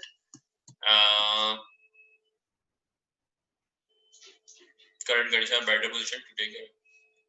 बिल्कुल. बहुत शुक्रिया Wali sir. Thank you so much. Shazia, to be honest, हमें नहीं पता. मुझे लगता है, मुझे उम्मीद है कि वी शेप रिकवरी होगी और जुलाई अगस्त से हम जो है वो कुछ मतलब कुछ रिकवरी की तरफ आएंगे. But there is this alternate thought जो कहती है कि जब तक वैक्सीन नहीं आएगी तब तक कुछ नहीं हो रहा और हम इसी में अडॉप्टेबिलिटी की तरफ जाएंगे और इन्हीं चीजों को लेकर अडॉप्ट होना शुरू होंगे और इन्हीं स्ट्रक्चर्स को लेके हम चीजें करना शुरू होंगे. बट ये साल तो कहीं नहीं गया, ऐसा मुझे लगता है. तो this is for the people in employment. दूसरे लोग अच्छा, आप अगर चाहें, I think we have 9-10 people here. Facebook पे मुझे नहीं पता, तो if you want, just paper pen मैंने आपको मंगवाया था, just write these things bullets में जल्दी अगर आप लिख सकें. जब write it yourself, क्योंकि आप बाद में क्या होता है आप भूल जाते हो. सही है. तो sorry, my little was trying a little louder, apologies. Anyway, तो काइंडली आप लिख लें. I would also ask NIC Asfar से बात करूंगा कि हमसे ये 3 स्लाइड्स अगर आपको ये फ्रेमवर्क दे सकें ताकि आप उसे जो है वो आगे भी इस्तेमाल कर सकें. The second one is people in employment with strong interest in business. अच्छा, वो लोग जो नौकरी तो कर रहे हैं बट उनका या तो इंटरेस्ट है या उन्होंने उनका कोई इंटरेस्ट है या फिर उन्होंने ऑलरेडी बिजनेस को शुरू किया हुआ है. तो उस केस में जो है वो क्या होगा. तो सबसे पहले आपने क्या करना है, सबसे पहले आपने you have to make a list of core skills that you may have and your past experiences. ठीक है. तो अगर आपका कुछ भी नहीं है but you are an inspiring entrepreneur and inspiring startup, आप चाहते हैं कि आप कुछ स्टार्ट करें, तो the first thing that you need to do is to make a list कि आपको आता क्या क्या है. सही है. आपकी एक्सपीरियंसेस क्या क्या है. फॉर एग्जांपल आपने अगर टीचिंग में काम किया, पढ़ाते रहे हो, आप लेक्चरर रहे हो, पिछले 8 साल से आप यूनिवर्सिटी में पढ़ा रहे हो, तो you may think of starting something of your own. तो आप हो सकता है अपने कोई इंस्टीट्यूट डेवलप करने की कोशिश करो. ठीक है. अगर आप जो है वो सेल्स में रहे हो या आपका डिजिटल मार्केटिंग में ताल्लुक है, आप डिजिटल मार्केटिंग की नौकरी करते रहे हो, तो आपको शायद ऐसा लगे कि यार मैं डिजिटल मार्केटिंग एजेंसी भी खोल सकता हूँ. That's one aspect. So the first thing that you need to do is to know yourself, do your own SWOT analysis and try to analyze what are your key strengths, what are your capabilities, what are your key experiences. और उससे थोड़ा सा आपने इस lens का सोचना है कि what are those skills which I can actually convert to a business, which I can actually convert to a startup. And उसमें फिर आप देखें, उसमें आप गूगल करें, just write it, do your research that who are the people who were able to convert their such skills to this. ठीक है. For example, just write it how I converted my teaching skills into business and something will come up. Let me tell you. ठीक है. आप ये लिखेंगे और कोई एक जो है ना वो कुस्तुनतुनिया में या जी वो मसक आर्ट्सन में कोई बंदा बैठा हुआ जिसने ऑलरेडी ये काम किया और उसने स्टेप बाय स्टेप वो चीज बताई भी होगी. It has happened with me. ठीक है. This is something that I do all the time. So just do that and try to take pointers and try to apply in your own life. Then conduct a detailed research identifying the business opportunities in offering with regard to your own experience and your own capabilities. ठीक है. आपकी अपनी experience के हिसाब से आपकी क्या क्या चीजें हैं, क्या क्या बिजनेस हैं जो आप आइडेंटिफाई कर सकते हैं. पहले आपने वो कर लिया, फिर आपने पॉसिबल वो करना शुरू किया. And then start discussing it with people. हमारे होता क्या है, सबसे बड़ा स्टार्टअप्स का जो इशू है वो क्या करते हैं, हम सोचते हैं ये प्रोडक्ट है और हम समझते हैं ये जो प्रोडक्ट है ना ये दुनिया की सबसे यूनिक प्रोडक्ट है, ऐसी प्रोडक्ट तो आएगी नहीं. सही है. या आ ही नहीं सकती. और मैंने क्या जबरदस्त आइडिया लेके आ गया, डिसरप्शन हो जाएगी, तबाही हो जाएगी, मतलब मैं तो अगला बिल गेट्स हूं. उन सारी चीजों में हम उस आइडिया को डिस्कस नहीं करते होंगे. हमें लगता है हम आइडिया डिस्कस करेंगे और अगला हमारा आइडिया चुरा लेगा. ठीक है. और उसमें क्या होता है, जब आपके किसी से डिस्कशन ही नहीं होता तो आपकी वो प्रोडक्ट डिफाइन ही नहीं होती. ठीक है. For example I came up with idea and I discuss with a friend, यार मेरा ये आइडिया है, एंड ही वाज लाइक, यार दुबई में भी हो रहा है ऑलरेडी, तुम करोगे अगले साल जो है पाकिस्तान में भी हो जाएगा. एंड आई वाज लाइक अच्छा ओके, मुझे तो लग रहा था बहुत ही यूनिक आइडिया है, किसी ने सोचा ही नहीं होगा इस बारे में. तो इट हैपेंड. सही. तो जो भी आइडिया है, ये नहीं कि गली में खड़े होकर हर दूसरे बंदे से डिस्कस कर रहे हैं, you must have some people who you can trust, who you admire, who have been helping you out. And I see I'm sure there are a lot of mentors available who can guide you. तो mentor से discuss करें and then came up with one idea. कोई भी idea अच्छा बुरा नहीं होता, remember. हर कोई कहता रहता है, जितने भी आप स्टार्टअप ग्रुप से बात करेंगे वही कहेंगे कोई आइडिया अच्छा बुरा नहीं है, it's all about the execution. ठीक है, अगर आपको बाइकिया, आपको पता है यार बाइकिया ही काम कर रहा है, you can start it. क्या होगा, आप बाइकिया वाले मार्केट नहीं कर पाएंगे, बट आप third best, fourth best, fifth best हो जाएंगे, उस पर भी आप अच्छा खासा कर रहे होंगे. ठीक है, and you can always innovate, you can always come up with new options. For example, अगर आप जो है वो as an architect, interior designer काम करते रहे हैं, तो आप जो है वो अभी आपको पता है कि लोग होम ऑफिस पे काम कर रहे हैं, you have this opportunity, you can just start providing designing people their own offices, their own home offices. ठीक है, this is an opportunity.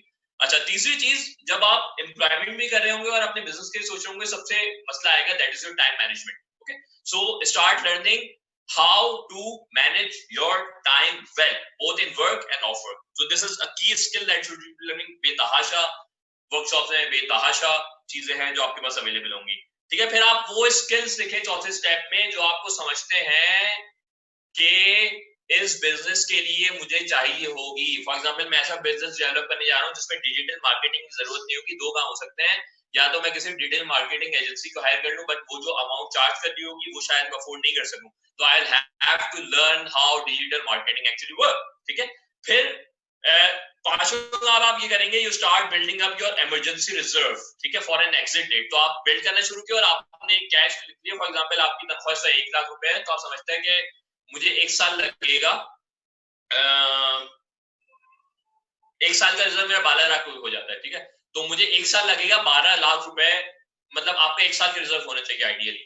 6 महीने का भी हो, अगर हो तो सही है, बट साल इज लाइक, कुछ लोग 3 साल भी कहते हैं, तो दैट डिपेंड्स आप किस तरह का बिजनेस करना चाह रहे हैं. तो build your reserve and then start working on your platform. और फिर आप अपना वही एक पूरा प्लान बनाएं जो आपने पीछे बनाया था using the smart methodology. So these are the 6 steps that you have to use if you want to switch from employment to a startup to a business.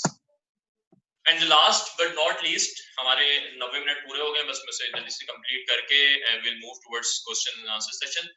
अगर आप एंटरप्रेन्योर हैं तो अपना एक सबसे पहले अपने बिजनेस का सॉर्ट एनालिसिस करें based on the covid scenario. ये देखें कि आपके स्ट्रेंथ्स क्या हैं, ये देखें आपकी वीकनेसेस क्या हैं, ये देखें आपकी अपॉर्चुनिटीज क्या हैं, ये देखें आपके थ्रेट्स क्या हैं. ये सारी चीजें करने के बाद you see that where you do you stand in the financial standing. आपकी फाइनेंशियल कैपेसिटी इसको कितनी है, अगले 6 महीने का कैश आपके पास है कि नहीं है. अगर आपके पास लिक्विडिटी इश्यूज हैं तो आप किसी कंसल्टेंट को हायर करें, आप किसी स्ट्रेटेजी या फाइनेंशियल कंसल्टेंट को हायर करें और अपना फाइनेंशियल कंटिजेंसी प्लान बनाएं. There will be always be people who will be able to help you. किसी बड़ी कंपनी को ना भी हायर करें, you can always go to any chartered accountant, to any one who is into consulting business. Tax वालों से भी बात कर सकते हैं, they can always help you in driving का.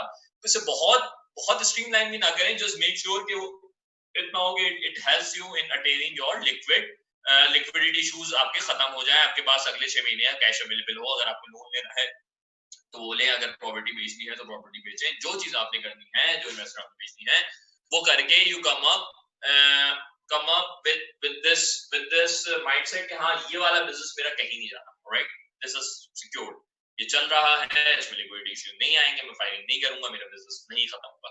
बस your mind is that please start thinking about long term और start working on expansion plan कि इस COVID-19 में क्या क्या opportunities हैं.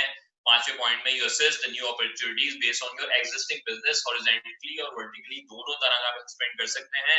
आप अपनी जो है फॉर एग्जांपल कराची में काम करते हैं तो आप लाहौर और इस्लामाबाद में शुरू कर सकते हैं. बहुत लेबर आपका इस वक्त चीप मिलेगा, आपको बहुत सारी दूसरी फैसिलिटीज मिल जाएंगी. ठीक है, जो कि जनरली ना मिल रही हो. आप नई प्रोडक्ट्स में जा सकते हैं, आप जो है वो एक काम कर रहे हैं उससे रिलेटेड कोई और प्रोडक्ट आप कर सकते हैं. बट अगेन आखिरी स्टेप में write down each and every step and set a complete goal of next 6 आप, क्योंकि ऑब्वियसली एमएल सेट करोगे तो आप 6 महीने नहीं, आप तकरीबन 2 साल का एटलीस्ट अपना प्लान ड्राइव कर रहे होंगे, बट उसमें सबसे कंक्रीट स्टेप्स होंगे फिर अगले 6 महीनों में. And that will allow you to actually avail the opportunity that this COVID-19 is offering. So these are the opportunities. देखिए मैं इस पे नहीं किया कि जी अपॉर्चुनिटी क्या क्या है, वो आप गूगल करेंगे आपको बेतहाशा आर्टिकल मिल जाएंगे जो आपको ये बता रहे होंगे कि अभी कोविड-19 में दुनिया में क्या क्या अपॉर्चुनिटीज अवेलेबल हैं, क्या क्या स्टार्टअप अपॉर्चुनिटीज अवेलेबल हैं। हर कोई बता देगा ई-कॉमर्स कर लो, ऑनलाइन एजुकेशन पे काम कर लो, ठीक है, टेली मेडिसिन पे काम कर लो, टेली डॉक्टरी पे काम कर लो, ऑनलाइन जितने काम है वो सारे जो है वो अभी बहुत ज्यादा वीक है। No this is a startup, this is a digital startup, so a lot of people will put focus on the digital technology related startups also. So yeah, but the thing is how to do it. So this is a very broad framework which I have tried to draft. तो हमने पहले जो है वो summary में कर दूं, पहले हमने इकोनॉमिक्स की बात की, क्या क्या ग्लोबल इकोनॉमी है, और हम उस ग्लोबल इकोनॉमी से अभी क्या क्या पाकिस्तान इकोनॉमी इफेक्ट है, क्या क्या स्टेप्स लिए जाते हैं, थ्रेट्स क्या क्या हैं, और उसमें क्या क्या अपॉर्चुनिटीज लाई करती हैं। इसके साथ मैं सेशन को मेरी तरफ से इख्तिताम होगा। नाजिश आप करेंगे मॉडरेट असफर की जगह? जी जी जी मैं कर रही हूँ उनकी जगह coordinate. So we'll just check if we have any questions over here or on the Facebook, and I will let you know in a minute. जी प्लीज।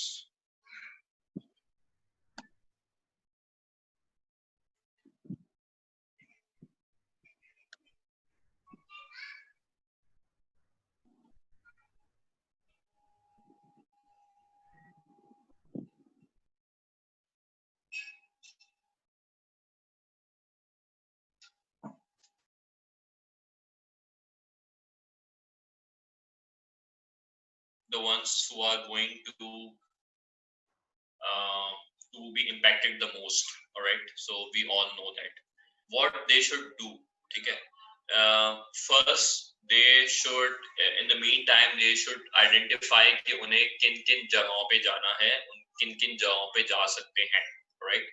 अच्छा, अभी अज्यूमिंग हायरिंग्स नहीं हो रही हैं, बहुत कम जगहों पे हायरिंग हो रही है, ठीक है, तो ये जो गैप आएगा आपकी ग्रेजुएशन से आपकी हायरिंग तक का, it won't be a problem. वरना ये होता है कि अगर गैप आ जाता है 6 महीने का तो पीपल स्टार्ट क्वेश्चनिंग नहीं, अच्छा 6 महीने तक आपकी नौकरी नहीं हुई, क्या कर रहे थे आप, एंड थिंग्स लाइक दैट, ठीक है। तो what you need to do, first you need to do your networking, ठीक है। लिंक्डइन पे प्रोफाइल बनाएं और आपकी फील्ड से रिलेटेड जितने लोग हैं उन्हें ऐड करना शुरू कर दें बहुत ही अच्छे से पर्सनल नोट के साथ, ठीक है, and start interacting with them, start showing your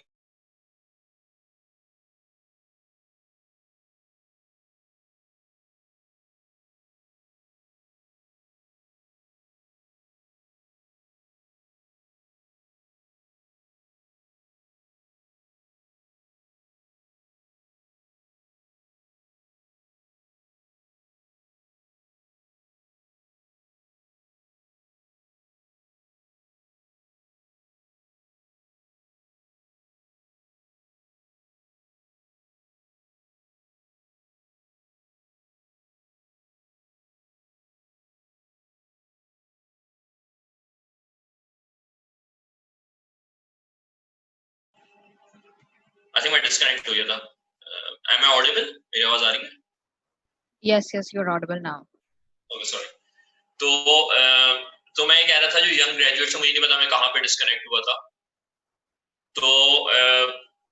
तो मैं ये कह रहा था कि जो यंग ग्रेजुएट्स हैं उन्हें ये करना चाहिए कि अपनी फील्ड आइडेंटिफाई करें, ओके, ये आइडेंटिफाई करें, उसके नेटवर्किंग शुरू करें, लिंक्डइन पे, फेसबुक पे कम है, लिंक्डइन पे ज्यादा, लोगों को ऐड करना शुरू करें, पर्सनल नोट के साथ स्किल्स टीच करना शुरू करें, ठीक है। फॉर एग्जांपल आपको लगता है कि आपकी टेक्निकल डिग्री, आपको कम्युनिकेशन नहीं आती, तो कम्युनिकेशन स्किल्स अपनी स्ट्रॉन्ग करें, कोर्सेज करें, लोगों से बात करें, लोगों की पोस्ट पे कमेंट्स करना शुरू करें, ठीक है, अपनी पर्सनल ब्रांड को बढ़ाएं, ठीक है।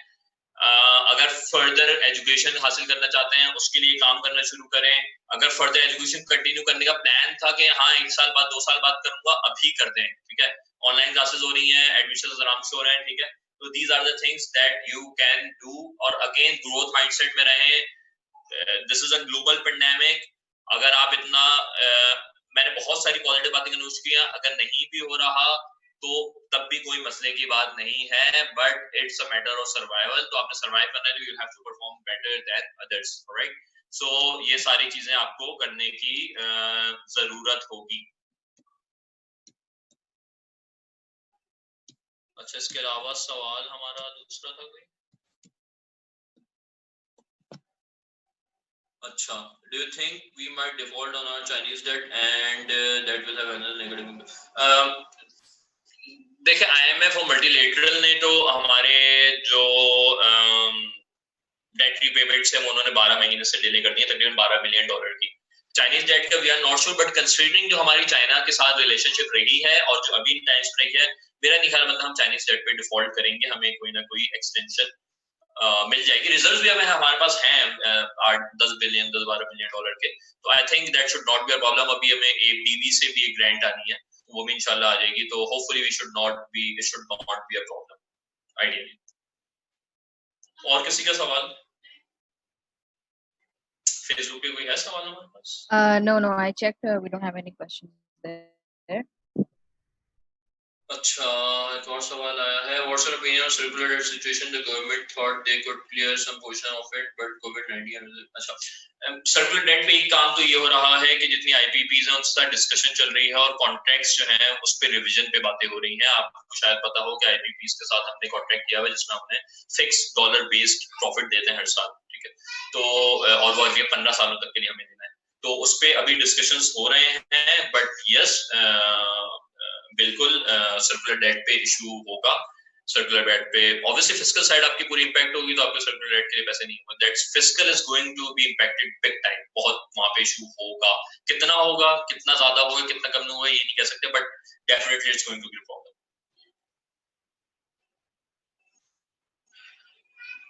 और किसी का कोई सवाल? All right, no. So I think I'd like to take this opportunity now to thank you, Vaisab, very much for conducting this session for NIC. We will be uploading this session on YouTube and on our Facebook, and we'll be sure to send you the link for that. Thank you also to all the participants who joined us, and they can also watch this and share this on later. If you have anything to say, Vaisab, to close the session. It was a pleasure, Nalish, for pleasure. NIC से मैं काफी अर्से से कोशिश कर रहा था कि मैं कांटेक्ट हो असफर साहब से, काफी अर्से पहले मुलाकात हुई। It's always a pleasure being in touch. Thank you Walid for your comment. It was obviously not that much. Economy इतनी बड़ा पोर्शन है कि आप जो है वो उसे 1-2 घंटे भी कवर नहीं कर सकते। I try to keep it as much as I can, और मैसेज जितना लेमैन में बता सकता तो मैंने बताने की कोशिश की है। Thank you Shalia.